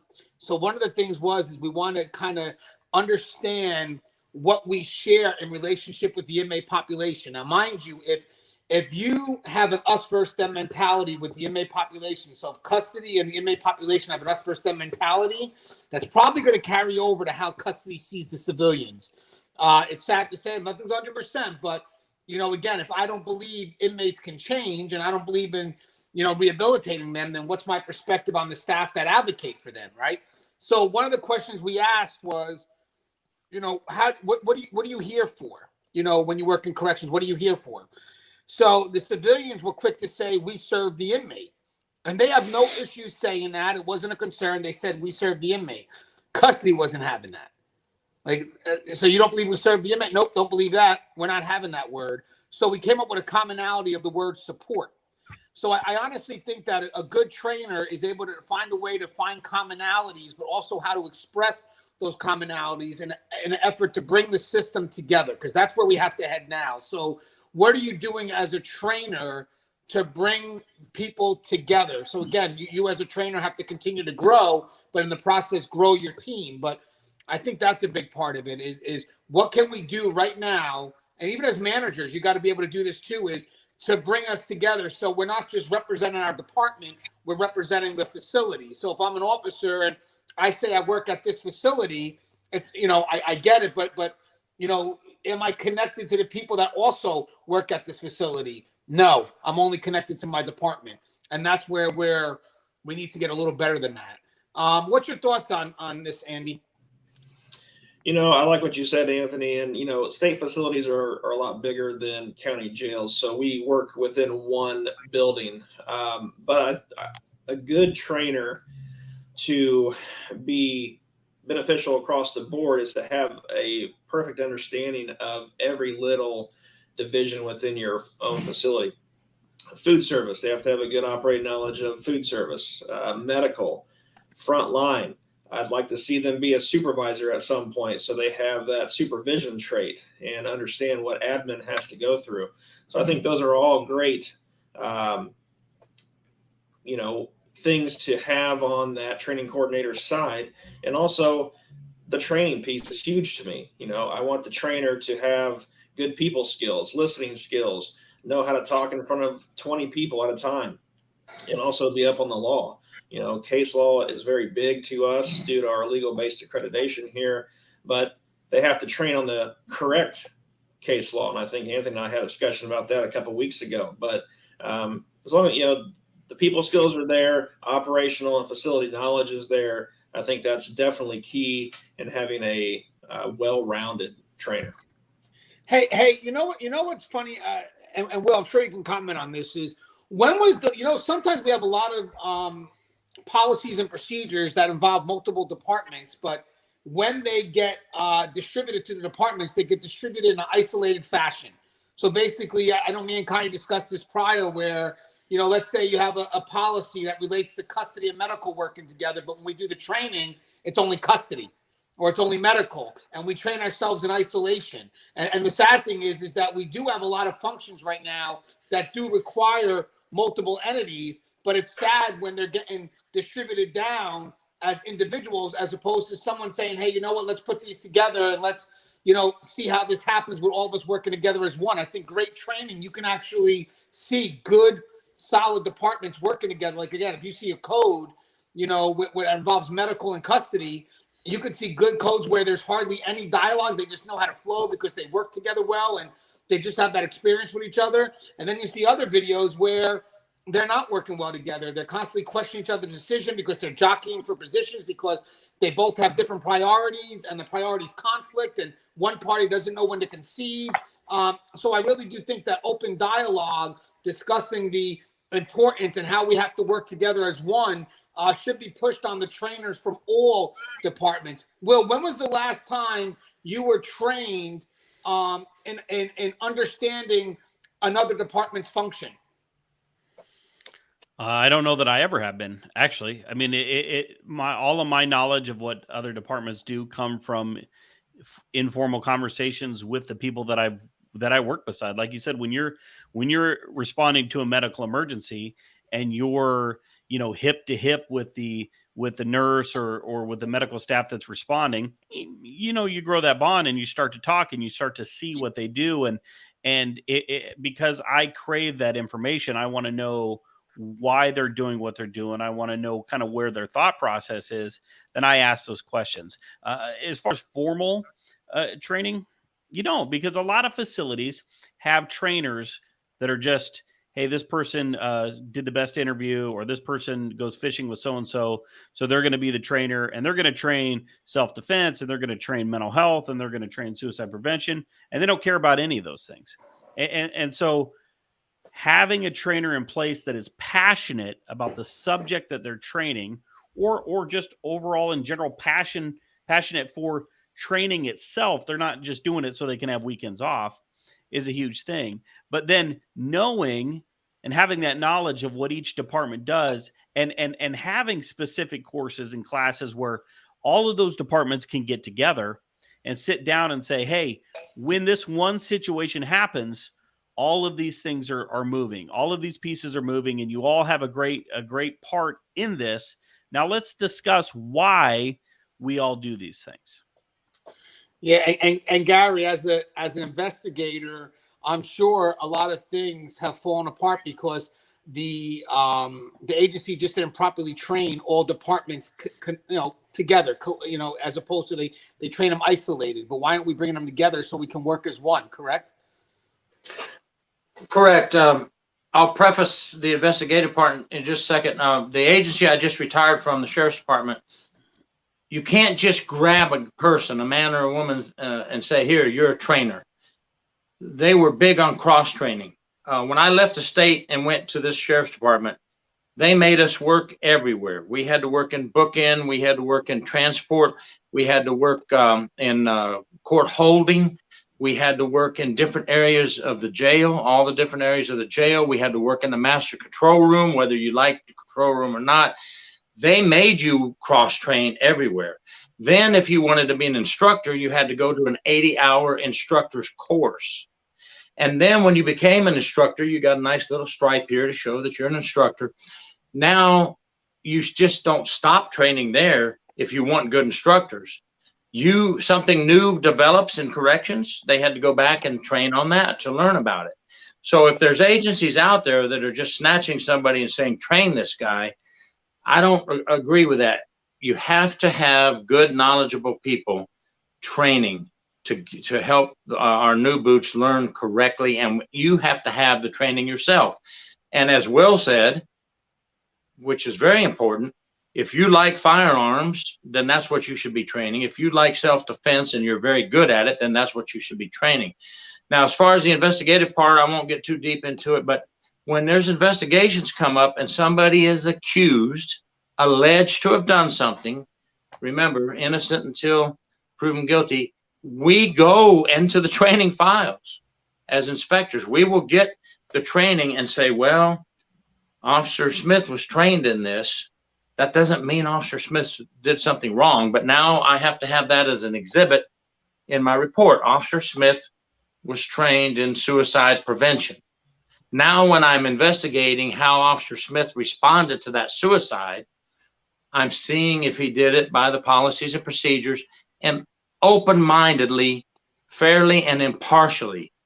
Every suicide attempt could have a different little twist. Let's just make sure that the officer was trained properly in suicide prevention. If not, we're going to go to management and ask them why they're not trained in suicide prevention. And then we're going to see if Officer Smith did everything he or she could do to prevent that suicide. We don't want to go in there and try to hurt the officer. We want to help the officer as long as the officer did everything they could and they were trained properly.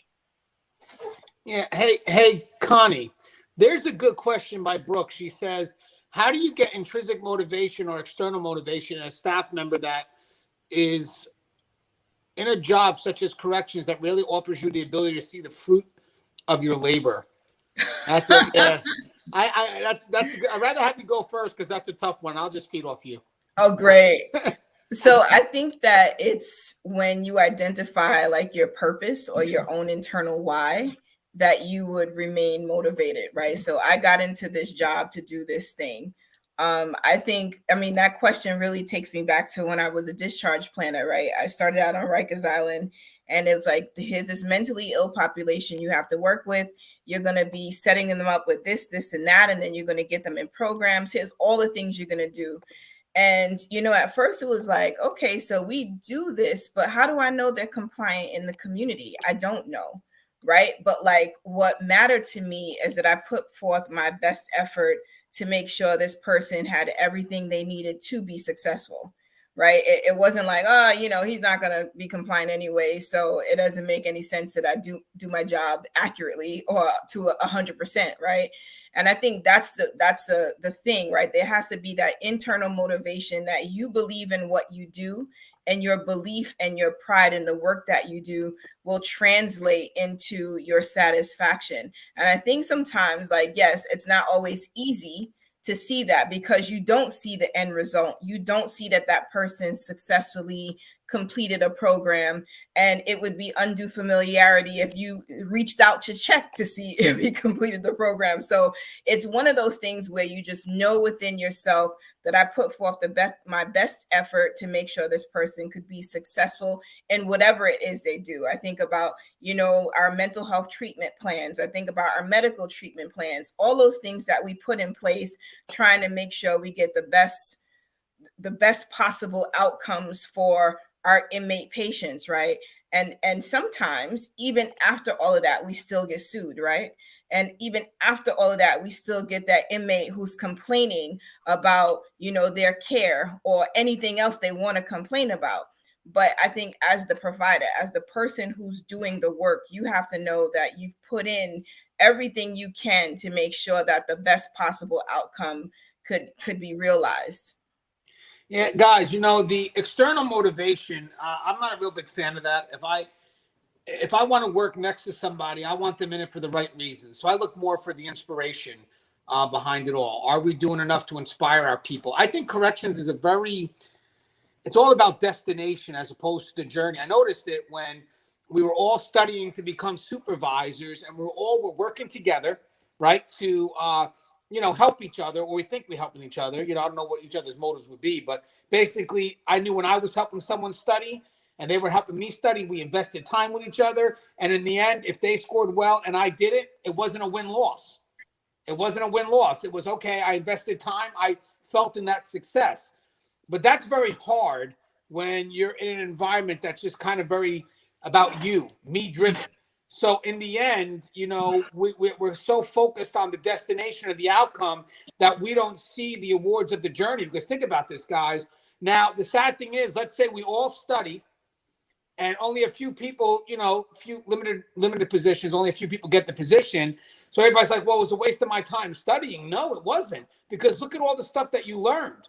At that point, when we're all studying to, you know, working together to get past this test, we're the strongest we can ever be. I mean, you know, inmates will come and try to check us on knowledge, and that's the best we're ever going to be. But in the end, all of a sudden, when we don't get that position, we disregard the journey we just took. You know, it doesn't matter because I didn't get the position. And I think it's up to us to reinforce the importance of the journey, you know, because the greatest reward comes from the journey, not the destination. So I think for people that are looking to be motivated, they have to realize that corrections is continued growth, that you don't expect that one day you're going to get this best outcome. No, it's, you know, everything's a mile marker and you continue to grow. I think the only time you should really be concerned is when you stop growing. So if you could look back at the time spent and say, listen, I know you didn't get this, and I know you really wanted it, but did you grow in the process of your pursuit? And I'm telling you something, guys, as management, we have to do what we can to promote an environment that nurtures growth, that doesn't nurture an outcome, but that nurtures growth. Because again, here we are working together, but when we don't get the outcome, all that becomes fruitless. It's not. We cannot be destination driven. We have to be about the journey. What's your thoughts on that, Andy? You know, I just being in 19 years of corrections, I'm not in it for the accolades, guys. I'm not in it to get rich. I think if anyone does it for those reasons, they're in it for the wrong reasons. So I don't want people to come around and tell me how good of a job I'm doing. I want the staff members and the officers, my subordinates, to figure that out on their own. You know, I also came from the era where not everybody got a trophy for participating. You know, you had to earn that respect. You had to earn that next step up. And I really see the light come on to officers who have been here 6 months to a year who go out for promotion. When they take that written test or they sit in the interviews, and they realize that they know the answers to the questions that we're asking, or they know the test questions to that 50-page promotional test, that's when it hits home for them. And that's when I like to see, their light come on. And that's their fruits of their labor, is the knowledge, like Anthony said. That's when it hits home for them. And also that's when it hits home for me as an administrator, that we're doing our job. We are teaching people the correct ways to do correction, not just handing them a trophy because they're here. Right. And guys, to be honest with you, we're in this profession not to be recognized, but to be appreciated. Right. So I know me and Will touched on this the other day during the show, is that, we expect maybe, which I wouldn't, but like, let's say some recognition from management, but we appreciate more when our peers tell us we do something good. I mean, because that has more intrinsic value. The peer that's going to, be on the same front line, that appreciates the work I have because we share the same risk, carries a lot more to me than recognition from someone above who, again, may not be in the in the front line every day. So again, we're not looking for like what Andy said, accolades. We're looking just to be appreciated, and that's different than recognition. Hey, anybody else want to finish? Okay, so I'll go William, and then we'll go to Soto. Go ahead, Will, and then Gary, maybe if he wants. I do like to feel appreciated. I do like somebody to say, "Hey, you did a good job," because even though the medical emergency, the fight, all of that stuff is just part of the job, I think all of us like to feel appreciated. All of us like to have that. So, but what I would say is, corrections, you have to celebrate small victories. So it's not about, making rank. It's not about, that huge, gigantic life-saving measures.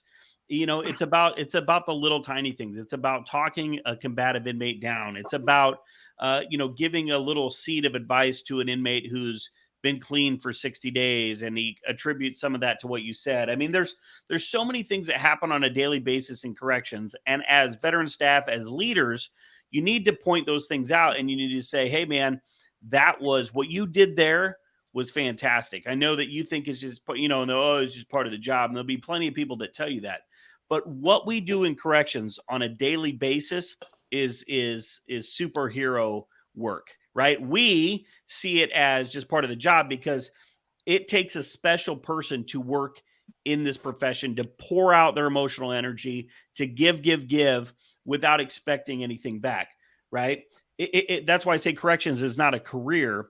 It's a calling, right? So I want that. I like that, but I'm going to do my job regardless if I get it or not. So point out, this is why I say, if you want to motivate, if you want to give them, start pointing out the little victories. Hey, the guy that we took to court today without incident, we've had to fight 3 times before. So the way you talked to him, the way you motivated him to get going, that was huge. That was something right there.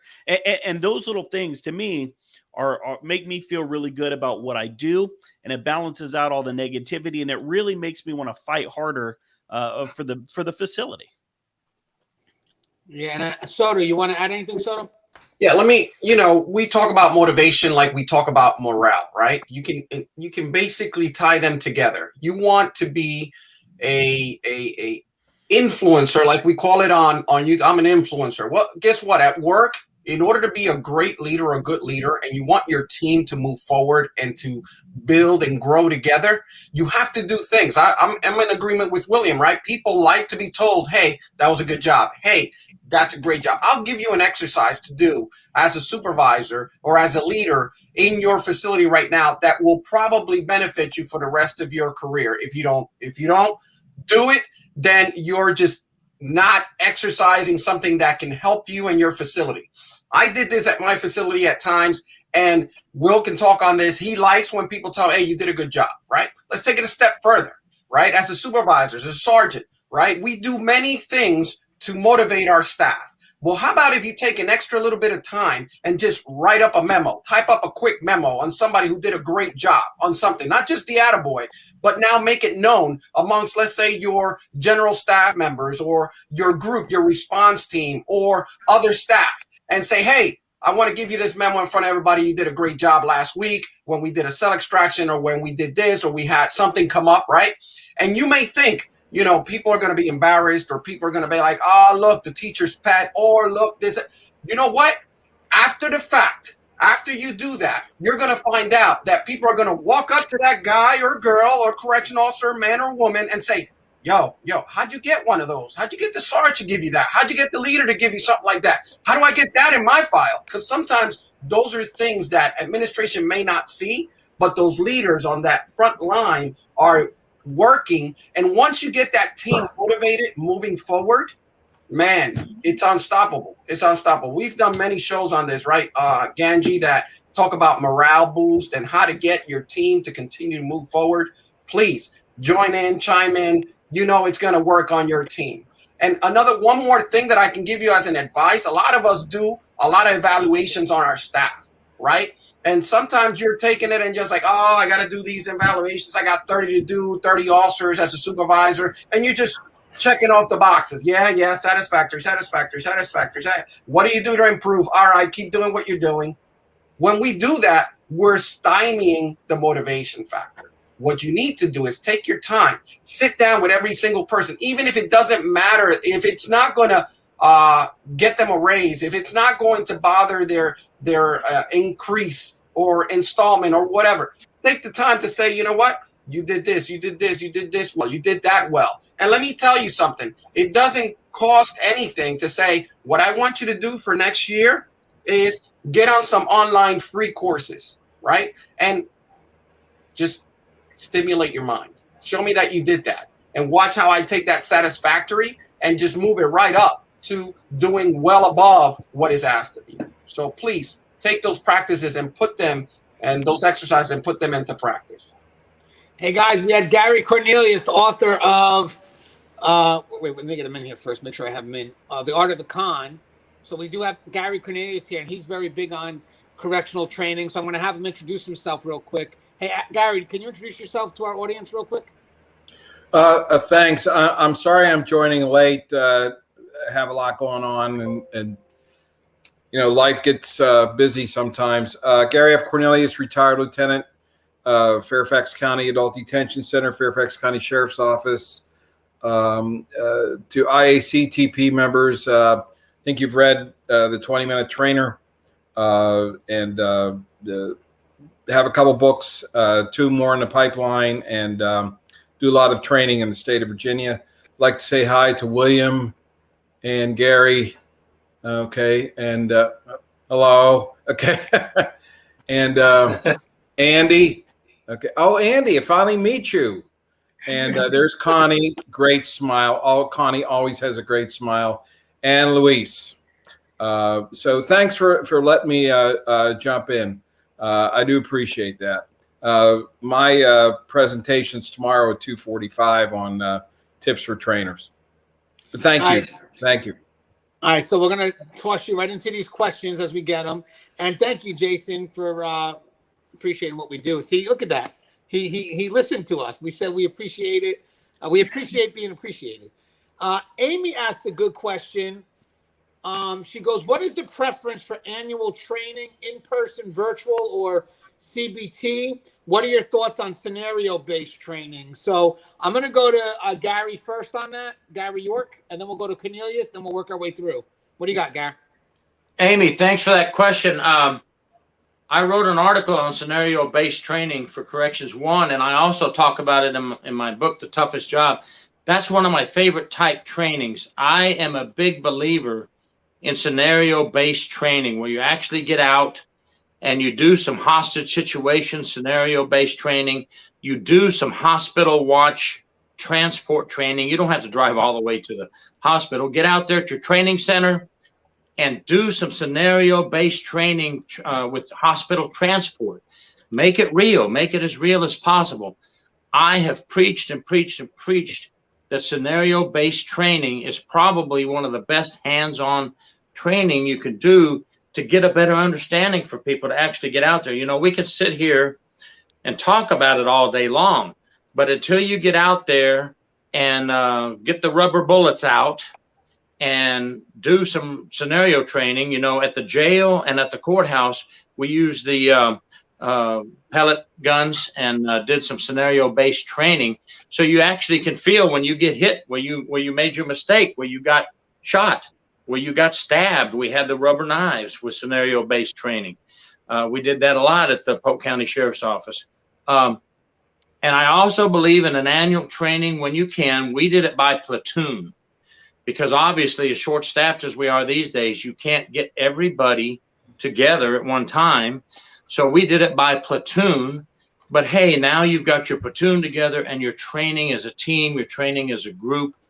And I'll leave it at that for the other folks to add on, but love that type of training.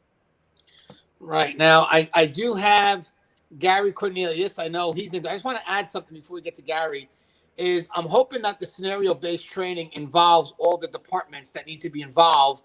And again, we're not doing that in an isolated fashion. I mean, that's very important to me, because you want to try to make it as real as possible, and you don't want to talk through scenario-based training. You want the different parties involved so we could see how we maneuver. And again, these situations, these trainings are great, because it helps us deal with the fluidity of the moment. Because again, priorities shift depending on what's happening, and we have to know when to concede and when to take reign. And if you have two good people that are able to kind of navigate this, because again, the biggest concerns I always see is when it's custody and medical. Custody and medical are usually kind of just, battling over priorities at the moment, when I know if you have good scenario-based training, we just kind of know what to expect from the other person, and they know what to expect from us, and we can kind of move without saying a word. That's how in tune we are. But Gary, what's your thoughts on scenario-based training? I'm gonna go in reverse order, if that's okay, for a few minutes. I like Gary York, like scenario-based training if it's realistic and it's done the right way, where it doesn't get out of hand. I know in my career, I've participated in several scenario-based training where I had to play an inmate. I think we had a fire drill once, and I was an injured inmate, and they had to do triage, and it was great. Had the firearms too, the drills and firearms. So scenario-based training is good if it's done the right way. If you allow time for it too, because you don't want to have a group of 30 people and 1 hour to get them all through. You have to plan it. You have to plan it really well. Then, and Amy, that is a good question. The virtual or computer-based training, to me, some things are okay for computer-based training. Like if you're doing I know I teach avoiding liability. If you're doing a code update, okay, and you talk about certain sections of the code or something that's really there's some information they should know, fine. To me, I like in person the best. And that's where scenario-based training is good too, if you have a good instructor. But I just finished co-presenting an instructor's class at Hampton Roads Criminal Justice Training Academy. Very, very good class, developed by Major Nolan Cutler, Hampton Roads Police, retired. And you need those in-person instructors. You need someone who can get up, especially in recruits, in the basic, in the rookie school, the newbie school. You need people to get up and be able to present an idea, keep the interest going, and generate discussions. Writing a good lesson plan. If it's recruit school, writing good test questions. So in person is good. And then I've asked classes, what's good, in person or for like in service, and where you maintain your certification, or computer-based virtual. And a lot of them say that they like the in-person training because it gives them a break away from the institution, and they can talk and interact with people. They can learn from other people, especially if you have a good instructor that's presenting it well, have great PowerPoints, good activities. And I think people like the interaction. The problem I think agencies are facing right now, and those of you still on active duty probably realize this, is COVID. Also, you have short staffing, and you can't cut people loose to go to the academy or to in-service. And a lot of my classes have been canceled. So it's a problem. It's a problem. Some topics are good for virtual. And some people, like if you're going to have a stress management class or you're going to have a jail suicide prevention class, I think in person's better because you can generate discussions, you can talk about examples, and so forth.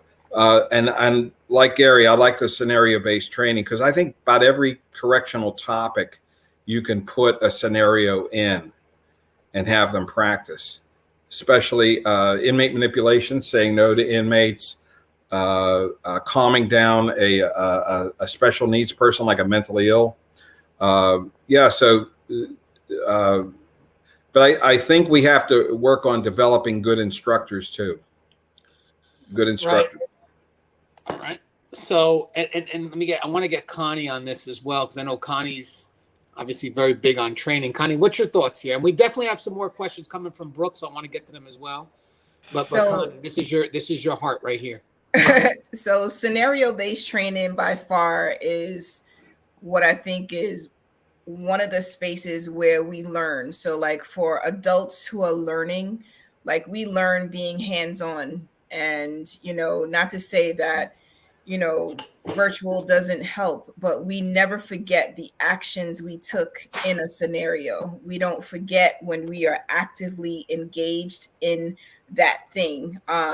So part of the academy training that I do is we have this thing called a situation room. So, and that was really created because we're unable to go into facilities right now to facilitate training on site. So with that, it is, here is the scenario, and it is, how do we handle ourselves in these scenarios?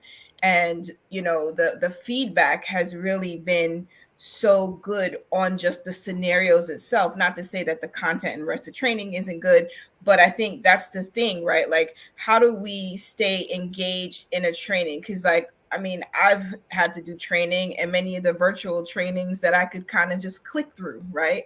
I'm not really absorbing that. I'm doing other things while this training is kind of running. Whereas with that scenario-based training, you are physically involved and engaged in that scenario, and you can't just click through and probably haven't not heard much of what that last training said, right? You answered the questions based on your knowledge and not based on what you just sat through for the last hour or two, right? So by far my hat goes in for the scenario-based training, because I find that that's where the true engagement is, where people are tapping into all their critical thinking, and they're making sure that, you know, they're doing their best in that scenario that's been presented. Hey, Soto, what's your thoughts? Because in training, did you run a lot of scenario-based training? Yeah, that was our primary focus, right? From the classroom to hands-on, because that's how we learn. But let me be the devil's advocate for a minute, because again, you know, you have to understand the time that we're in right now, right? We just hit a year of like a pause button, right? Where we weren't doing anything. We weren't doing training. We were just concentrating on COVID. And we all have to understand that we do work budget-based, right? So what money do we have to run our departments, to run our jails, our prisons? And what suffers most when there's, you know, you got to tighten up the belt? It's usually the training. So just thinking of that, saying that, okay, I may not be able to get my in-service training to be a scenario-based training this year. I may have to go and be computer-based training or, you know, online training. So you have to make sure that you devote the time to come up with a good training way of doing it online, right? Where I'm not just clicking through slides, or maybe I'm not watching the same video that I've watched for the last 20 years on use of force, right? You need to update that lesson, even though it's online. And the other thing is that with this pandemic, right, colleges, universities have been forced to do online training. And as we're being forced to train in that fashion, the students are being kind of, you know, they're getting used to that. And that's what they understand. So having the scenario base will always be the best way to train, but understand that this generation that's coming up is so used to being on this live media, on the Zoom meeting, on the online training. So we have to make that relevant to what we're doing nowadays. Yeah, I also want to add something too, guys. There's a lot more resources out there than it was when I first entered in 2002. again, online. Russ has a Facebook group called Keepers of Chaos, which actually has a mentoring program that's free. So you're getting a chance to partner with senior staff that have walked the walk. And the funny thing is also corrections is very inconsistent nationally. So we get a good understanding of what it's like across the country. And we kind of take the best of the practices and hopefully we're open to evolving. But I think there's a lot of things out there now that we haven't had offered before, including, I mean, let's see, 1, 2, 3, 4. So what do we got? We got Will, myself, Gary Cornelius, and Connie. We're all authors, so I believe you have more people from the profession writing books in an effort to help train. And guys, you know what's crazy too is back in the day when we didn't have these resources, people with experience walked out and their information and their knowledge and all the years of their experience is gone. Now with venues like Tier Talk, social media pages like Keepers of Chaos, and William's channel, Just Corrections, Gary York's channel. Gary York is retired, and he's still bringing in content because again, the content is still relevant. So we're not losing. We just have to know exactly where those resources are. So I think that there's a lot of training that obviously could be done on site. But if you're looking to really grow, and if you have members of your team that are looking really to grow, learning doesn't just end at the workplace. For us, learning keeps on going. I mean, every time we have a dialogue, we grow every day, and this ain't happening at the workplace. This is happening on our own time. So again, you're going to have to want people that want to invest, because again, if you want to be a good trainer, you got to keep on investing. Literally, when you have a chance at home, looking up information so you can see what could be applied at your facility. Brooke asked a good question, and I'll start with Andy first on this. Is a lot of correction departments are looking into more self-help training resources, etc., for our staff, which is very much needed.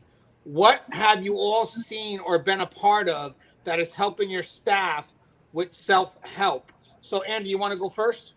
Yeah, we are involved in an organization that provides officers certifications. And I think if you want to remain in the field of corrections, self-help is key. And I think that starts, at least for our facility, is getting every officer some sort of national certification. And that looks good, not just only on resume, but it lets the public know that we have our stuff together and that we know what we're talking about. And it's a pretty extensive free online training that we do for our staff. And I think that's, in my opinion, the number one key in self-help for officers is getting them that knowledge, getting them that certification that lets them know, hey, I'm a certified jail officer and I know what I'm talking about. Yeah, and I also want to add that you can't always wait for people to come to you and tell you what's needed, because most of the time, they won't. I noticed that when it comes to like a CISM response team, where if you wait for people to come, they won't come. But if you go out there and you're walking around, people will come, they'll interact. The next thing you know, you wind up helping somebody that wouldn't naturally come to you. So I think when it comes to self-help, we do have to make the initiative. We do have to set something up there and be a little proactive with it, and then people will come around. I mean, some facilities are even doing wellness committees. Connie has a whole book on self-help. Connie, how important is self-help in corrections? So I think, we may take for granted that we work in this environment that challenges, I think, every aspect of our being, right? Like, what keeps us motivated going back, the things that we experience and that we see just aren't normal, right? Like, I remember walking into a cell, there's blood and feces all over the place. Like, I didn't sign up for that, right? Like, but it's like, these are the things that have become like a day in the life of someone who works in facilities. But like, there's got to be a point where we take a step back and we do some self-care, that we identify that there are certain, I think now we're embracing that there is compassion fatigue, right? That there is vicarious trauma, that these things that we're experiencing aren't just our normal everyday experiences. And so, I really use the book for me as a way to kind of reflect on all the experiences that I've had in corrections and how they allowed me to grow.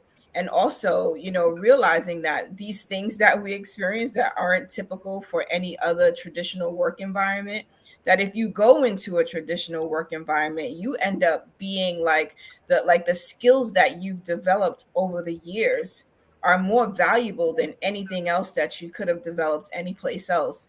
So, you know, I think what we really always need to be able to do is just, so one, we have to acknowledge that these things are happening and that there has to be resources available for our staff. And also acknowledging that like the staff may not always go out and get it. Sometimes they don't even know that they need it, right? Until, like Anthony said, like, so here's the team walking around, people start going to the team, right? But when they know that there are things available, and it's like, oh, what are they doing here? Oh, okay. And they may not want to be like make it a public spectacle, right? Like we would have different debriefings and this staff who would say nothing during the debriefing, but after they'd go talk to someone separately because what they're experiencing is something that like they need help with, but they're trying to find a way to get it. So, you know, this movement of us offering self-help or opportunities to the staff so that they can engage with services is actually just really important. I appreciate that question being asked. Yes, and guys, one of the key things to hear when it comes to training is it's not just what, as I said, what's done in the facility, it's what people take with them and continue on their own. So one thing is you have to have someone that's, you know, leading the way that people could respect, that has a good reputation, that, you know, someone that they can connect with, and then they'll connect to what they offer. But if you have someone that you're just putting there because, you know what, let me get the self-help thing out there. Let me just, you know, see if I can get, you know, Ganji to do it, you know, because Ganji ain't doing nothing that day. That's not the right approach. If you're going to be invested, you have to be invested. This isn't just something to do to get done. This is something to do that has value, but you only have one chance at it.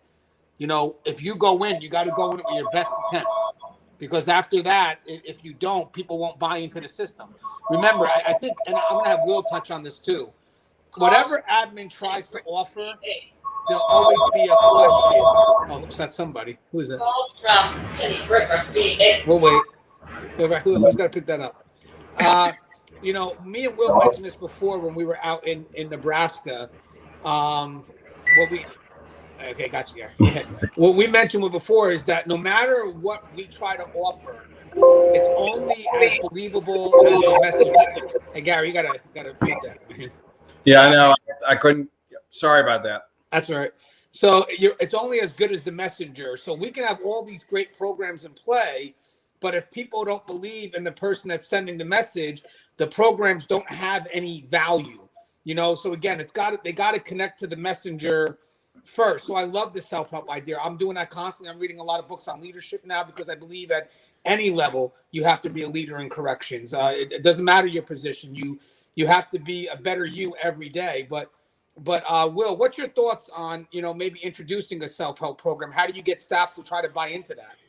You know, you're 100% right. It has to. This kind of goes back to the training thing. You have to have people that are passionate about it. So my kind of discipline, my niche is mental health and wellness, and how do we survive this career emotionally, and so that's what I dig into, and I research, and I learn about, you know, depression and anxiety and suicidal ideation, and then I take that information and I figure out how to apply that to my job and to my facility and my interactions with not only the inmates, but also the staff members as well. You know, Anthony, you have inmate manipulation. We all have our own like little disciplines that we're super passionate about. And so it's so important. I went and trained at a facility, and the administration wanted somebody from the outside to bring the information in because they didn't think that anybody would take it seriously coming from the inside. And so that's important to know too. Like, you can't have, if you have the wrong person presenting the information, the audience is not going to be receptive to it. And so you have to kind of be honest with yourself. And if we're all kind of digging into our own passions and delivering that information, then we should be able to cover everything. But you have to have the right person. Right. And I know, let me get, hold on, when it gets back to here. Soto, what's your thought on self-help? So, you know, when we talk about self-help and if it's part of training, let's cover that aspect of it. There's a lot of training out there that people can plug into without it costing you a bundle, without costing you anything. There's a lot of free training. We're on the board of the American Correctional Association here in New Jersey, right? We do webinars, seminars that are free to staff and non-staff, because I even offer it to my students as well. And there's things free on the NIC, National Institute of Corrections, that you can log in, and there's courses on almost everything you can think of about corrections. Our own institutions have teams that you come around whenever there's anything that happens. Like in New Jersey, we have a CISM team, a critical incident stress management team that comes around whenever there's a large incident that occurs, that gives staff some break and some needed care sometimes that we have to take that time out for. Sometimes we don't want to do it that public route, and we want to talk to someone without the implications of, if I have feelings or things that I want to talk about, but I don't want to say it to administration because then they may take some actions against me that may cost me my job. We have things in New Jersey that are called like cop to cop, where you're calling in on a hotline and you're talking to retired officers who are well-versed and trained on how to deal with different situations, and you can get things off your chest and be able to talk through some things that may be tough. So all these things are out there for us. It's up to us and maybe administration to ensure that our staff know about them and are able to take advantage of them. Yeah, and hey, Gary Cornelius, I know you'd want to touch, right? I'm sorry?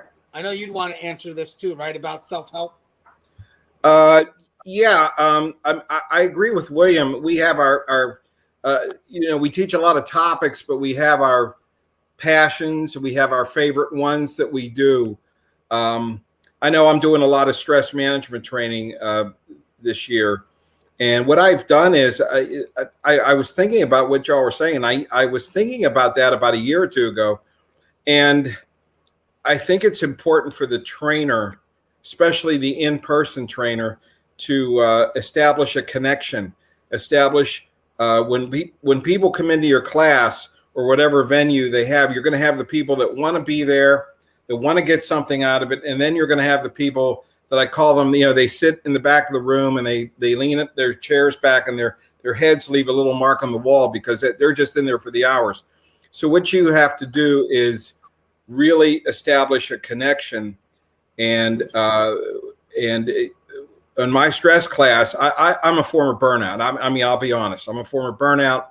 I got interested in stress management because of some changes I had to make and some of the things I went through.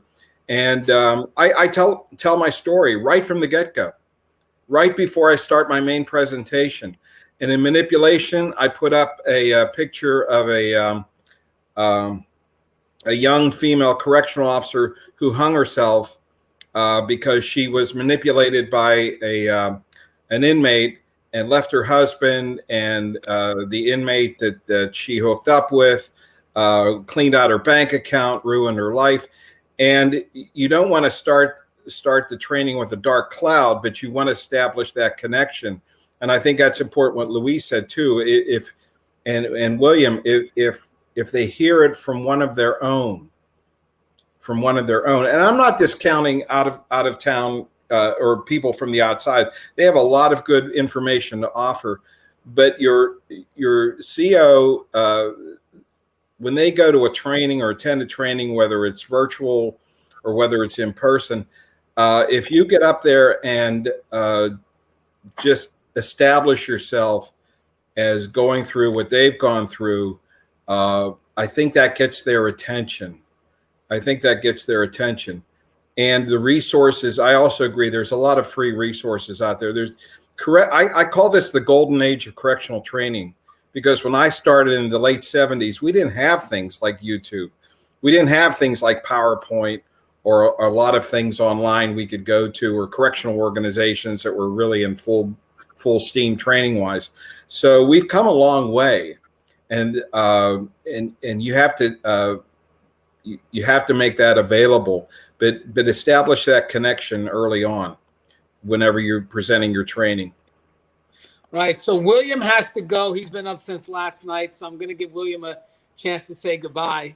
Looks good. You're muted, Will. So yeah, your microphone went to sleep.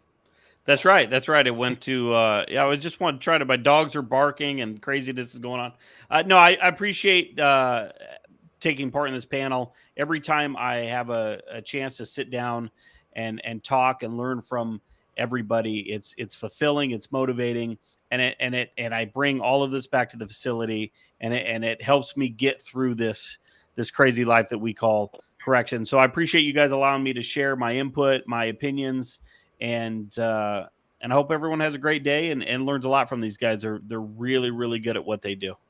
Thank you, Will. Thanks, Will. Thanks, Bye, Will. guys. See Yeah, you. Will. See you. Don't Take care. forget, guys, get a chance to check them out. True Corrections.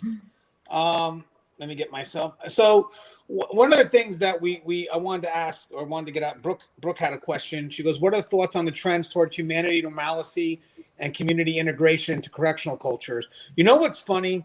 We did a dialogue a while back that started talking about the changes that corrections is going through. And I think the funny thing is that me and Connie also touched on this too. We talked about role ambiguity. When civilians were first entered into this world, I believe that they had a lot of role ambiguity. They had to kind of figure out how to navigate through this world of safety and security. But now that as we're evolving and a lot of stuff is being pushed towards rehabilitation, I think it's custody now that has to try to figure out how they maneuver. And I know there are some custody staff that want to get involved. They want to communicate. They want to be involved in positive changes with the population, but they don't know if that's in their role. So they kind of feel like they have to ask permission when they don't realize that you are part of that role. So I think what we have to do is we have to get the message out there that custody does have an important part in regards to rehabilitation, because right now, guys, there could be a lot of dialogue that's not because custody doesn't know, where that line is. It's funny. Me and Gary both wrote books on inmate manipulation. And at no point do we say not to talk to the inmates. What we say is to control the dialogue. I think a lot of people, every time they say, especially custody, hey, by the way, I helped an inmate get into a program the other day. They're like, but I wasn't doing anything wrong. It wasn't undue. It's like, I didn't say it was. Why would I think that? So I feel a lot of them don't understand how important their role is when it comes to being effective and partnering with the civilians. I think that's something that we have to get out there more. What's your thoughts on that, Andy? Yeah, it's a very good question. I think I'm going to kind of be one-sided on this a little bit, and then I'll explain why. But, I grew up learning corrections from the old dogs, if you will, from, the 60s and the 70s that were getting ready to retire. So some of the humanity from their era was non-existent, in my opinion. But going back to the question, in my opinion, inmate's an inmate. I know other agencies are calling inmates other things now to try and be more humanized towards corrections. I'm just not that way. However, community integration, I feel, is very important, especially in a county jail setting when you try to integrate people leaving your jail to go out into the community to be functioning citizens of your area. So you work with groups that you can bring into the jail that will help the inmates integrate back out into the public with housing, knowing how to write a resume, knowing where to go to find housing or addictions counseling. So I think that's a big part, and I'm on board with that. So that's my 2 cents. I know I want to also maybe see if Gary would like to answer this. Gary York, what's your thoughts? Well, I come from the old school, suck it up, buttercup days, But I'm going to tell you something. If an inmate would come to me and say, Officer York or CO, I just completed my drug treatment program. Look at my diploma. Listen, I'm not that cold-hearted. I'm going to tell that inmate, congratulations. You did a great job. Stay in that direction. Now, I'm not going to sit there and talk to him all day. We're not going to do that. But I'm going to congratulate the inmate, tell him him or her she did a good job, and have them move on their way. Step off. I agree with Andrew, the integration back into society is very important.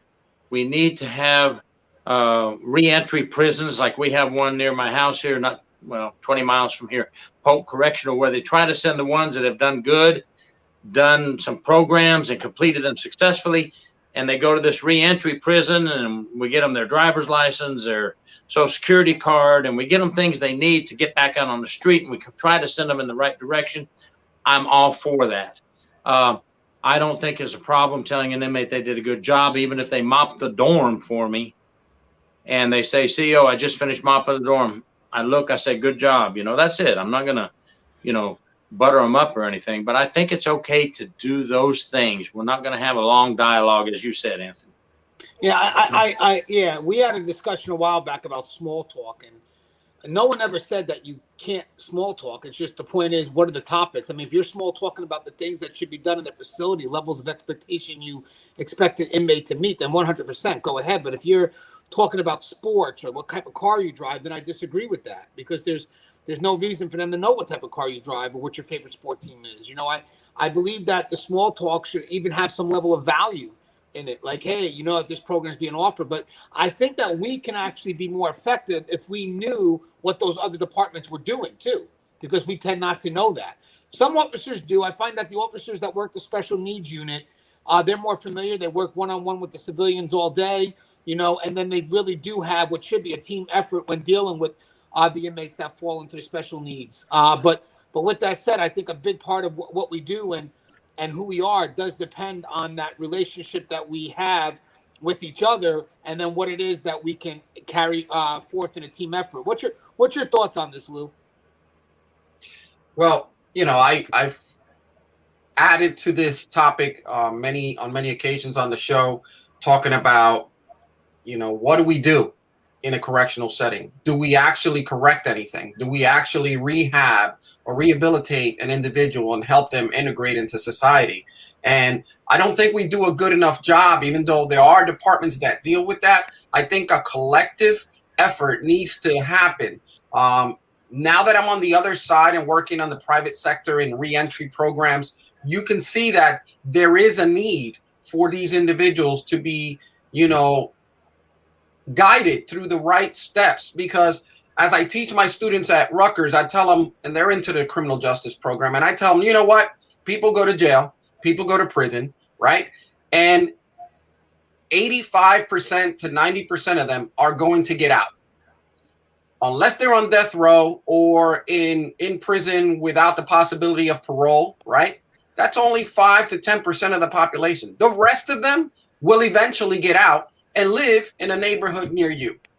What type of individual would you like to have living next door to you, right? And sometimes they're there for a substantial amount of time. Maybe they're doing 10 years. Maybe they're doing 15 years. Maybe they're doing more, right? But eventually they're getting out. What type of individual would you like to come out of these correctional settings, right? And that's when you think, and you think to yourself, okay, we're not going to cross that line and be unduly familiar with inmates, but we are going to basically be a positive change in their lives. They're looking at things that they never had in their life before, probably, and that's why it led them to a life of crime. So we need to ensure that we're working collectively to try to give these individuals a positive attitude and a positive way to earn a living once they get out. Otherwise, they're going to revert back to what they know and end up being maybe a better criminal than what they went into prison for. And what's great, what we're all saying here is that, believe it or not, it's time for our perspective to shift anyway, because that's where it's heading anyway. And the thing is, it also brings us together. If we kind of understand what's happening and our involvement in that, then it does give us a reason to connect to the civilian side, the program providers and stuff like that, because I do truly believe that if we understand each other's perspective, then we can kind of see how we need to interact with each other, as opposed to, well, I'm cussy and that's just solely me, and that's social services and that's solely them. I remember being an officer, and if I had a dialogue with an inmate, even if it was to recommend program, they'd be like, Andrew, you're a social worker. And at one point, they'd be like, don't call me that. That's insulting. But it's not. But it's just a perspective of what we expect other people to think. I don't think that's something naturally that I internalized as an insult. I think it was my peers that made me make it feel like it was an insult. So I think what we need to do technically is, if we're going to do this and change that perspective and get custody on that same line, we have to literally get the front line involved. And also for the people that are moving in that direction, we have to show them support, because this is a way for us to be working together. And I know we touched on this on the show prior, but the system is changing. And as much as we want to say, oh, well, you know, it's going to go back to the punitors, it's not, guys. Once we've been this far, there's no going backwards. We're kind of developing a criminal justice system that cares. Now, how scary is that for some people to hear? Now, for the custody side, some of us may not want to hear that. For the civilian side, they may get that, because that's what they've been doing. That's what they're trying to do. They believe in the work they do. They believe that they can make changes. So I think because we're going that route and we're creating that momentum, custody has to find a way to fit in. And I think right now, unfortunately, is they don't know, one, where they can fit in, and two, is they don't know if they have permission to fit in. Connie, what's your thoughts on all this? So, I mean, I think, I don't know that we can kind of broad stroke the conversation, just because I feel that there are many custody folks that this is already normal, right? Like they have already been treating the population like human beings, and, you know, being encouraging, serving as a role model, all those positive things have already been what they do every day, but it's never been a formal expectation. It's never necessarily been a part of the job description per se. So for me, when I think about this question, I'm just thinking, so now we are giving permission, right? That as one unit, as an industry, this is the direction that we're moving in, and we're expecting everyone to actively participate in changing the culture of corrections, right? For that humanity to be built into all the actions that we take, right? For the policies and procedures to strike out things that would treat someone as less than human, right? That would address someone, or would make it okay for someone to be addressed as less than human. And I think that's where the building in the humanity and the normalcy comes in, right? Because now, based on policy, we know it's okay for us to engage on this, or to be involved in sort of any interdisciplinary team meetings or treatment meetings, right? I think also part of that is, I think we can acknowledge that, like, we have all these folks who are doing reentry and doing all this great work to get the population safely back into the community, but we also have custody staff who should be a part of that conversation, right? It should be not necessarily identifying the resource in the community, but understanding this person is preparing to transition out. There's things that we could be doing. There's ways that I think we could be educating custody so that they know how to engage with this person as they're preparing to be released, right? Like I mean, coming from Rikers, I had the experience of officers saying, "I'll see you tomorrow," right? As a guy is walking out the door. And that is not motivating the guy to be successful outside, or maybe it is, right? Like I can't speak to that, but you know, so how about we not do those kind of things, because that doesn't speak to our humanity. It doesn't speak to us wanting to see this individual transition successfully back into the community, right? So it's kind of like almost making it not okay, as opposed to us being silent on certain things that we know might take place, or ways that we see, you know, the population might not be supported by all of us collectively. So, I mean, I appreciate that question, because it really does make us look at what are some of the things that we do that we might turn a blind eye to, or things that we might not even be acknowledging as like, wow, I didn't realize that the officer was a part of that discussion when we decided we were going to bring crayons on the unit, right? Or we were going to bring, coloring sheets on the unit. Like, I think those are the ways that people may not realize that we are integrating internally so that we can prepare or be better prepared to sort of help this population transition.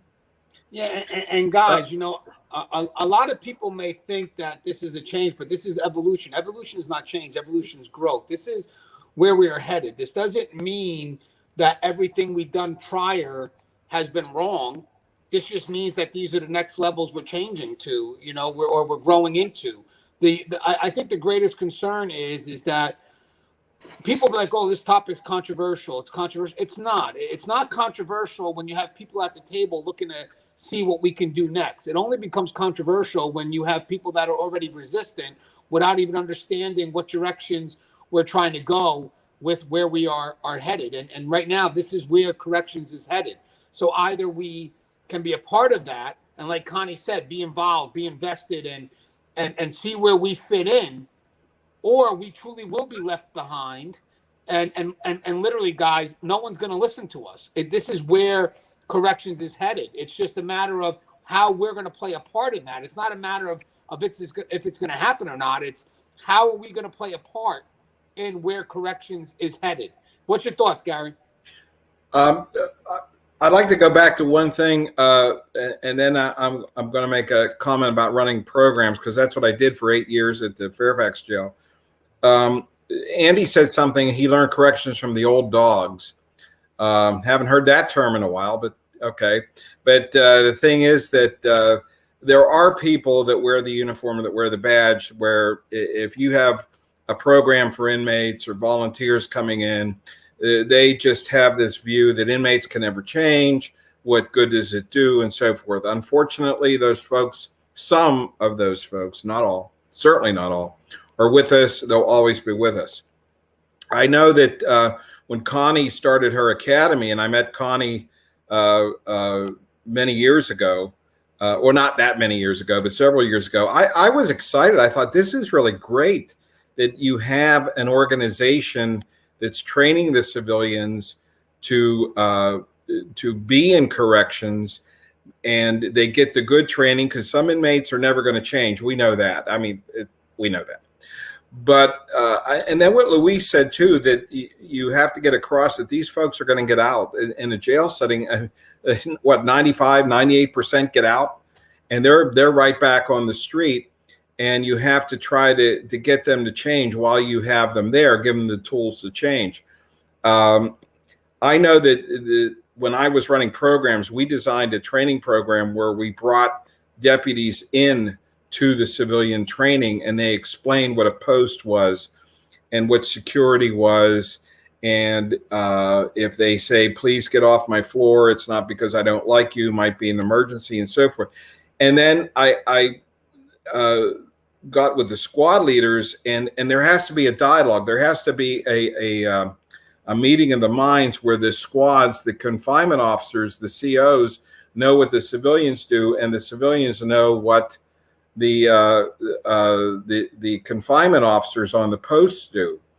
I think we are doing a better job with training and programs.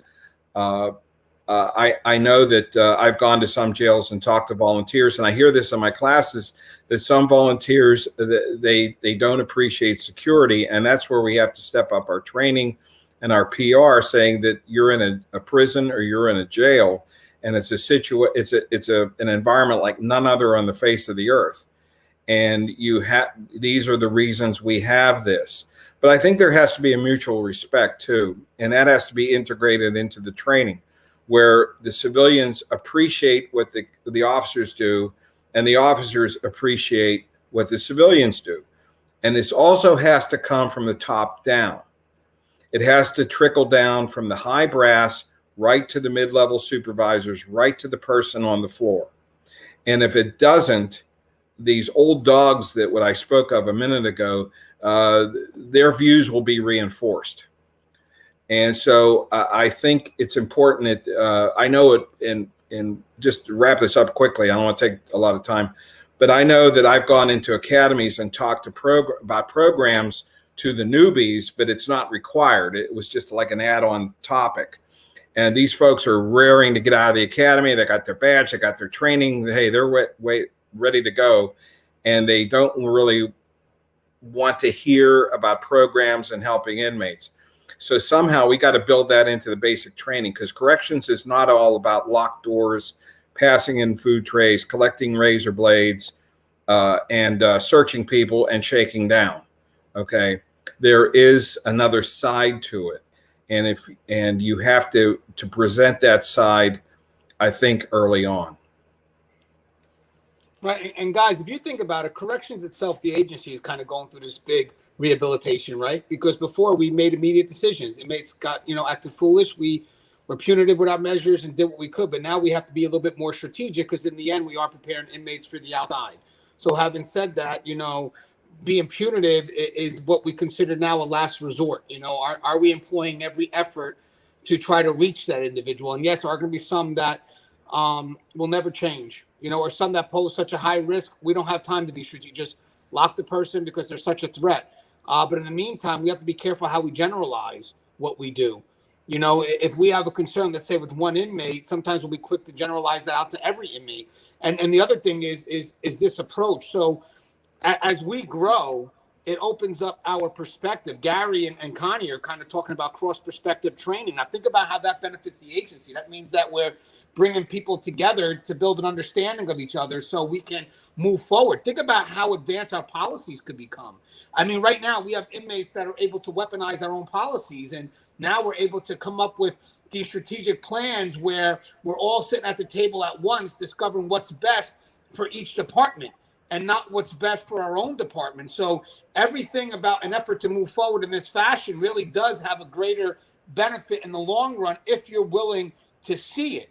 But if you're so resistant, because that means that some people will feel that we switch in our perspective of how we deal with the inmates, or our perspective of dealing with these civilians or custody, whatever it is, then we're never going to move forward. Right now, this is the time for us to kind of, go together, get what that vision is, and move whatever we can forward in this manner that actually helps us together as a team. Because guys, as I said before, if we don't get involved, one side of it will continue to move forward while we stay behind, and then we're going to complain, well, no one's thinking about us. Well, you had the chance, but you never came up with a solution.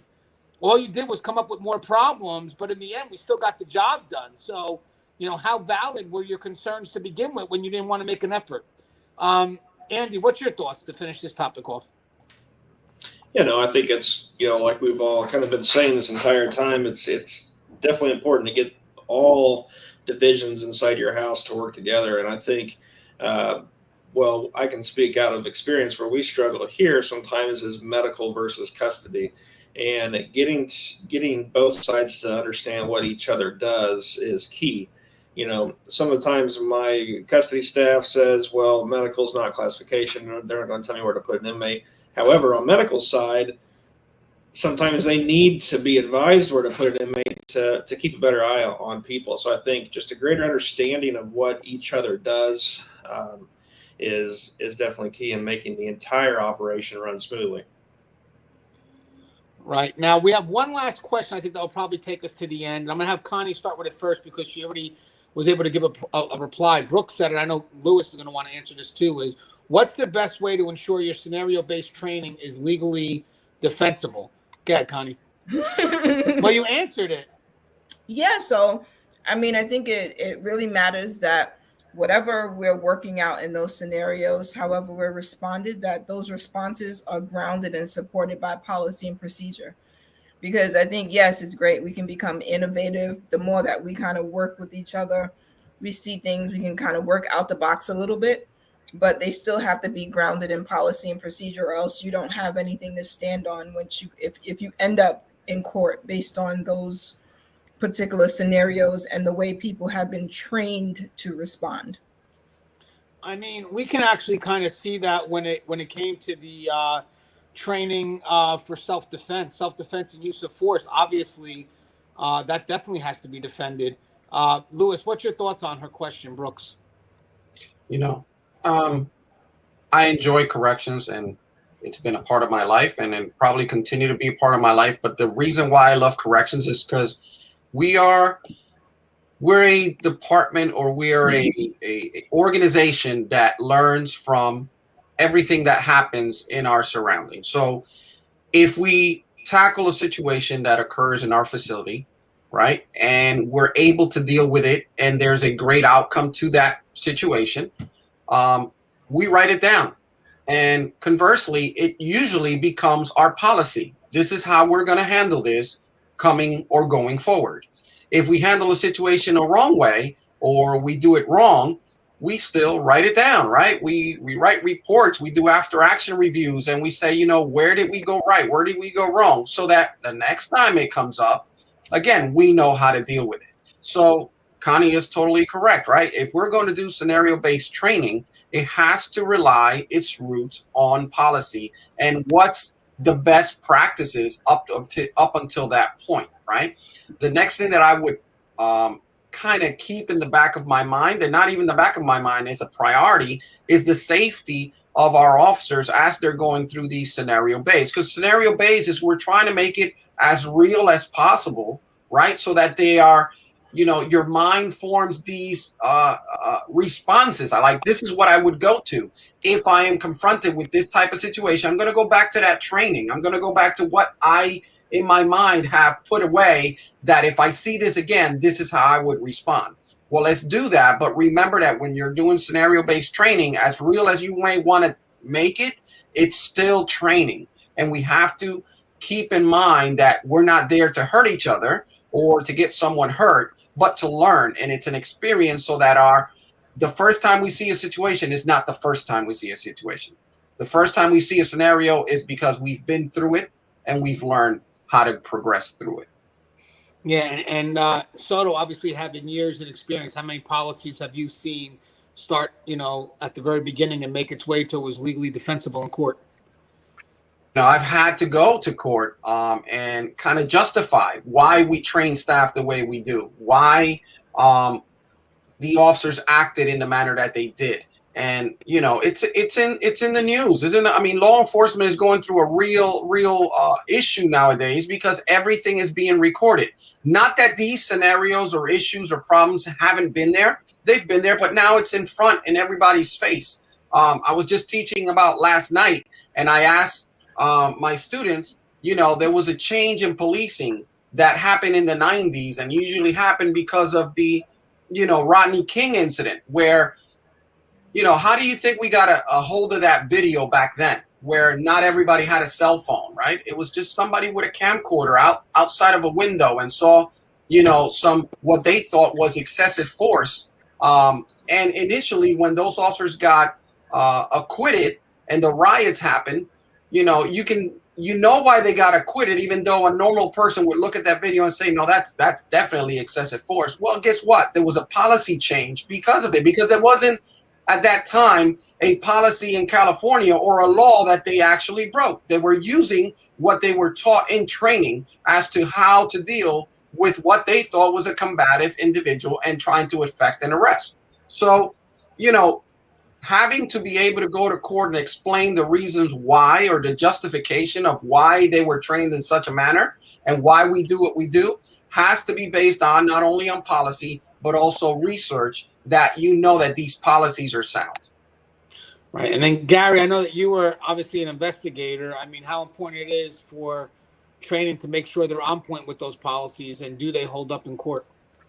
Well, the attorney comes up to me and I'm on the stand and they say, what makes this training valuable? Why should we believe that your training is reliable? Because, the defense attorneys are going to ask you that question in several different ways. Well, number one, like Lewis and Connie said, you're going to give them the good, strong answer. We followed policies and procedures during this training scenario.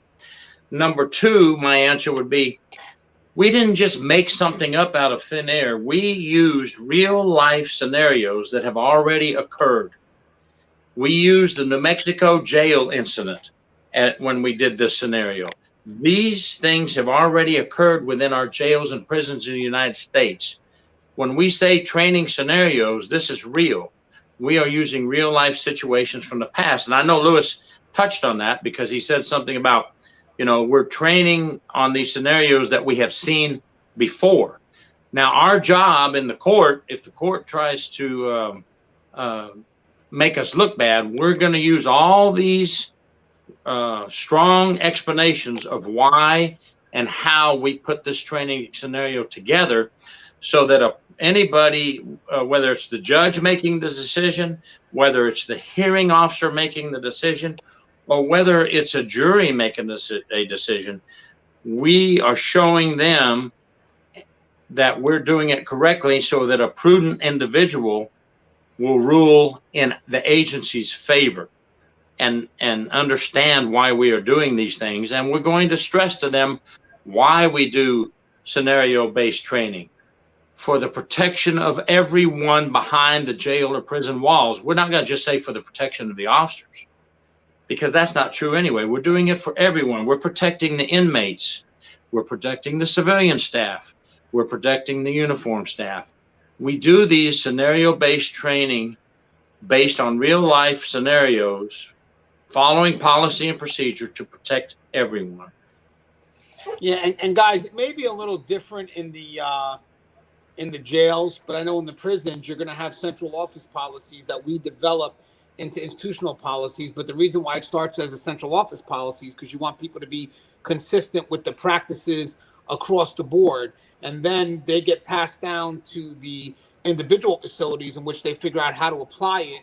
And they kind of, I guess in one case you have a higher level policy, and then you have the policy as it applies to that specific facility. So the facility itself on a state level can push back to central office, who should be involved or should have a legal team that decides if these policies are going to hold weight. Some of these policies that have been developed is exactly as Lewis and everybody mentioned, is because they had to be developed because we were failing to meet something or do something or whatever it is. So, what they'll do is they'll develop a policy at the highest level and then pass it down to bring some consistency. And then the facility has to find a way to implement that specific policy to the facility. And I know in the jail, it may be a little bit different, Andy, correct?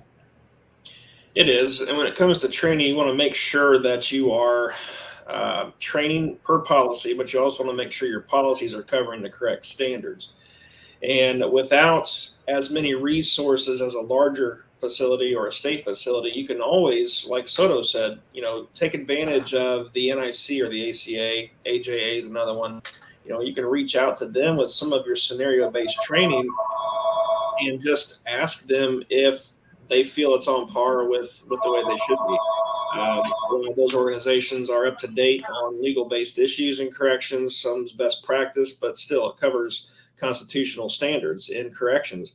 They're going to tell you whether it's on par or whether you're 10 years behind the mark. So, kind of another outside the box way of thinking is just reach out to some of those national organizations if you don't have a legal defense team inside your facility, and just make sure that you're on par with what you're training your staff. That way your staff can represent the agency if it happens to go to federal court. I've been there, done that. But I think that's just another way to ensure your protection and your staff's protection.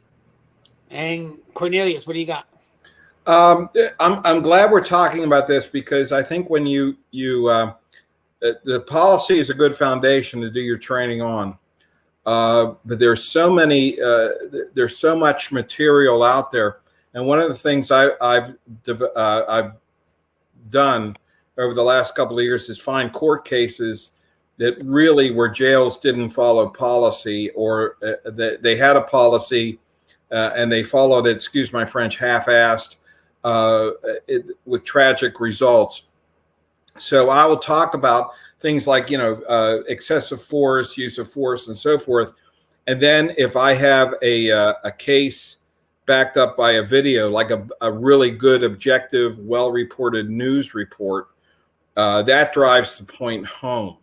And a trainer, I advise trainers to look at things like there's so many good resources out there. Correctional Law Reporter out of Civic Research Institute, Detention Law Quarterly from AJA, even the cases in your magazines like Corrections Today and American jails, and build a training scenario around a case. And when I do my liability class, I have what started out as like a 4-page handout of cases. I've added to it over the years, and we talk about the case. If I have a video to go with it, I show that, and then we talk about it. What was the policy?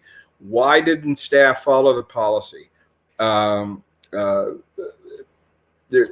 Unfortunately, there are news reports out there and video of jails making mistakes. And I think when you combine the word lawsuit, people and termination, punitive damages, it really gets their attention. So a trainer, yeah, the policies are good, but go start digging, see what's out there. And you will find cases and news reports where some cases the policies were followed and it's good. A lot of cases the policies were not followed and it's bad, and use those for training. Right. Benita asked a question I think will kind of bring this topic full circle. I believe the credentials of the trainer does matter. I mean, a lot of facilities, they certify someone in method of instruction, but that doesn't mean they understand the material that they teach, and they're just kind of, teaching what's in front of them, the PowerPoint, which to be honest with you is a very bad way of doing these things. There's a lot of people in our facilities that have different giftedness, if you will, different areas of expertise that we should know as management, so we can make sure that we have the best people up there teaching the courses. It's sad that we look for the MOI as opposed to what the person's real certification is. Well, I have this person certified in MOI, they could teach fire safety. No, that they really shouldn't. You should have someone that's familiar with that. I'm sure we have people that volunteer for the fire department or whatnot that do have those proper certifications. I think that the credentials add to helping with any form of lawsuit matter. I mean, sure, some facilities, they put a lot of weight on that MOI, but I really do believe that if you're going to touch on certain topics, you have to have the experience and the credentials to back that experience. I'm sure everybody's going to want to touch on this real quick, but what's your thoughts on that, Soto, with having the credentials? Well, sometimes we take that for granted that all facilities and all academies have individuals that are trained or certified in the aspects that they're teaching. So, it's a good question, because sometimes you don't even think about other places that they're just putting people in training spots just to put them in training spots because they're somebody's friend or because they took an online course, and so it all falls through if you ever have to go and testify in front of a judge, a jury, court of some sort, and now they're asking you, what makes you a subject matter expert? What makes you the trainer? And show us your credentials, and then you'll see that you fall by the wayside. So, like in New Jersey, luckily we have that police training commission that has to certify all of our academy instructors, not only in corrections, but juvenile justice, police academies, all the way up to criminal justice, CJ Academy. So, these individuals have to demonstrate and show that they have the credentials to be instructors, that they have a resume or a curriculum vitae that, says, yes, you are the subject matter expert. You are allowed to teach these recruits, because at the end of the day, you're giving someone the ability to use force, the ability to take someone's life if you have to, legally. So you want to make sure that this trainer can impart and has the credentials behind them to, validate his viewpoint or his training. So it's a very, very important topic. Right. And then Gary, that actually plays off when you do your investigations, correct? You're muted. Gary, you're muted. There you go. Sorry, not repeating what Lewis just said, which is exactly our point. I had a case here in Florida where we indicted 10 officers, unfortunately, in a wrongful death.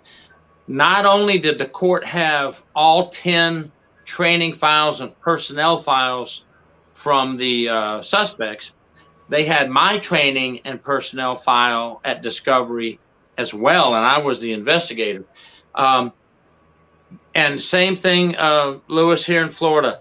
What backs us up is the Florida Department of Law Enforcement the police of the police in Florida, you have to be registered with them as a certified trainer. And that is what protects us. They make sure that if you're training somebody, that you know what you're doing, or you have at least been there, done that, and you have the schooling and the certification to do that. So the defense in that particular case wanted to say these officers weren't properly trained in certain areas, but it didn't work because, as Lewis said, we're certified by the state and we're backed up by proof that our trainers had what they needed to have to train.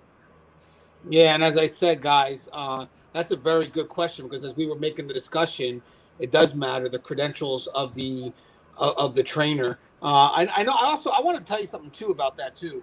I think the best trainers are the ones that do kind of venture off the PowerPoint and kind of tell stories. I think that's the best way to connect to people that you're training, is to share stories with them and, you know, let them understand that you've walked the walk. Would you agree with that, Connie?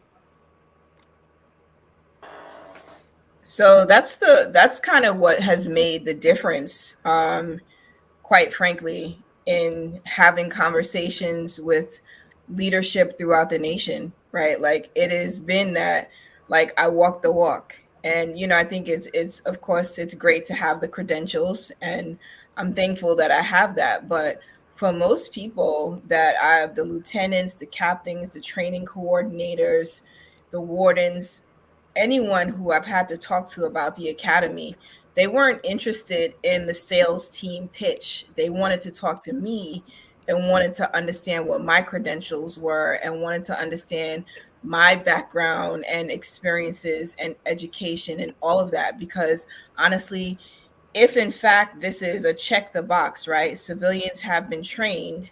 They need to know that it's a solid foundation of that training.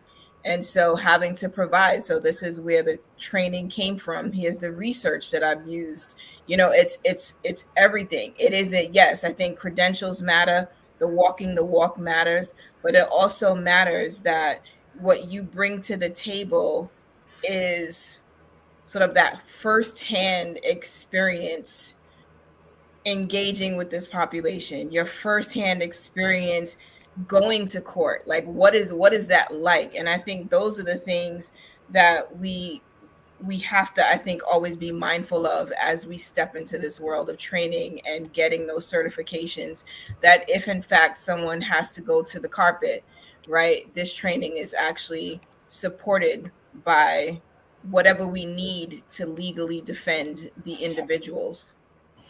Right, and like Zephiel says, the credentials they require renewal. We have to make sure they're being renewed. All right, guys. So I think we're getting ready to wrap it up. This was a great, I guess it's a pre-conference discussion. We covered a lot. You know, I was able to narrow the topics down to eventually training and what we can do. I enjoyed it. I thought the questions were great. I definitely got some ideas going because the questions that were coming through to maybe do some more topics on my channel related to training and what we could. What we should be able to do for the person that's training, but also the trainer. How can we give them the resources they need so they can be the best possible? So I thought we could start ready to do our sign off. So Soda, would you like to go first? I know you have to go. Yeah, guys, it was wonderful to be here alongside all these great panelists. It was great questions that were, you know, that dove into, or but it's always great to speak on and project what a professional career this is in the Department of Corrections in any type, any form. And I think we're moving ahead, and it's a wonderful, wonderful feeling. So, guys, as always, please stay safe. Thanks, Soto. I appreciate you, man. All right, and we got Andy. What's going on, Andy? Hey, I just want to say thanks. I'm very honored to have been selected to be a part of this conference panel. Just want to say thanks to Anthony for thinking about me, and, you know, keep going, guys. This training is very valuable. You know, like William joked, we have 700 years of experience on this panel, and he's absolutely right. You know, we've been around the block about 5 times. So just very honored to be a part of this panel with all this great experience, and, you know, enjoy the rest of the conference. Thank you very much. Thank you. And thank you, Andy. I appreciate you, man. We'll be doing more shows again. That's the jail guy. The jail guy stopped by. Hey, Gary, you have anything you'd like to say in closing? I just want to thank everyone out there who walks the line and works out there in corrections and protects the citizens of the community. Please stay self-motivated. Please cover each other's backs. And Anthony, thank you for having me on. Everybody on the panel, it's a pleasure to always see you and work with you. And I really feel honored that I was asked to even be here today. And thank you very much. And stay safe, folks. Thanks, Gary. We learned a lot today, Gary. I appreciate it. Don't forget, guys, Gary has his book on the market, The Toughest Job, along with other books. But that's his most recent one. He also has a YouTube channel as well called True Prison Stories. So if you get a chance, check it out. And thanks, Gary. I'll talk to you in a little bit. Thank you. Gary Cornelius, what's going on? I know you're up again this week, right, for the conference? Yeah, 2:40. I think it's 2:45 tomorrow. I put together a presentation on tips for trainers, what I've learned in 35 years, learned a lot along the way, seen a lot develop along the way. So I hope to share that. One nice thing about IACTP, and I don't know if like Anthony says, like I'm an old dog, you know, but I guess I'm one of the old timers with IACTP. A lot of good folks there. A lot of good folks. Been to a lot of good conferences. I'm always excited to be part of IACTP and you know, contribute to the correctional trainer. It's a good outfit. It's a good outfit. And one of the nice things about training is that you can keep up with things. It's always exciting. You can always refresh yourself. And there's a lot of people you can reach out to for help. Like I got to do a class on this, or I got to develop this training. What can you suggest, and so forth. I have a great warm spot in my heart for corrections, sworn and non-sworn, because you go into an environment every day where people don't want to be there, and the inmates, and they try to get over on you every day. And I'm also I have a chance to congratulate Connie and her continuing success with the Academy. Back when I was a programs director, I wish there were academies like that. But I really wish her continuing success. She's doing great work, as is everybody else. So have a great conference, and hopefully you'll attend my presentation tomorrow. And thank you, Anthony, and everybody, for letting me jump in a little late, but I appreciate it. Thank you. Thank you for coming, Gary. If you guys get a chance, he has the book Art of the Con. It's a great book. One of the books that led my way into writing a book about inmate manipulation. So thanks, Gary, for coming on. And Connie. What's up, Connie? Gosh. So I just want to thank everybody. You know, I think I've kind of made it my mission that, you know, non-uniform staff, we add a tremendous value to the industry, to the population we serve. And you know, sometimes we don't always have a voice. And I appreciate that, you know, Anthony has given me access to the platform to like always bring forward our concerns, to sort of raise another perspective. And even, you know, for me to be exposed to you guys and be able to just bring forth the fact that, you know, here it is as a civilian, I'm working with, you know, some of the guys that have the longest tenure, and I swear I learned something from them every time, and they've just received me well, which I think we are an example that, you know, officers and civilians can work well together, right? We take the time to understand each other's perspectives, to understand each other's roles, our scopes, all of that goodness. And so, you know, if anything, I'm grateful to be able to be here on this platform, but also just want to implore you guys to, you know, be open to learning what everyone else is doing, because if we don't do the work to sort of bridge this gap, it may not get done. And that just leaves us vulnerable to this population. Yeah, guys. And guys, just in closing from my end, I've been doing Tier Talk for quite some time now. I have about 1,000, and counting this video now, 1,023 videos. Some are just logs. Some are just me talking to the guests and just seeing where the dialogue goes. None of us knows what topics are coming our way today. We just kind of, you know, do what we can to try to really be forward thinkers. And I think our experience together collectively really helps mold the dialogue into something that's unique and goes way past being a cookie cutter. You know, that's the one thing that we don't want. We don't want the same generic answers to the same problems because they're obviously not doing enough. So we want to try to create different perspectives. And ultimately, when the questions are asked, we try to get into the shoes of each person that would be affected by that question. So therefore, we try to bring about an understanding that is meant to build a bridge and not divide. One of the goals that we have now is to work on building a bridge between custody and civilians, to get an understanding of that message. But it's hard because we have to shift how custody sees the inmate population. We have to shift the culture and what we feel we're expected to do. As I said, corrections is changing. As we all said, corrections is changing. So, we have to get in line with the new message. And that's kind of what Tier Talk has evolved. At one point you could see the evolution. Look at the beginning of my videos, it's solely about custody. And as I grew into my positions and then crossed into admin, I went for the higher level perspectives to kind of see what we can do to be better. But the big thing here, guys, is right now we all attended this conference because we want to grow. And that's what we're about here. We grow every day, and the more we grow, the more effective we are. The more safe the facility could be. Think about what Connie has developed. Think about the books that we've written. They're all in efforts to make the facility safe. But in order for us to do that, we had to allow ourselves to grow and then continue to grow so we can continue to be an influence to others. And I think that's the goal. I think YouTube calls us influencers. I just think we just like to talk, for the most part. But hey, guys, don't forget, I believe they're doing a giveaway shortly. So I need you guys to stay on the Zoom. And also, we will be going live in Maine next year. So you'll be able to see the panel, meet us all firsthand, ask your questions directly, and just kind of have a good time. This was fun, don't get me wrong.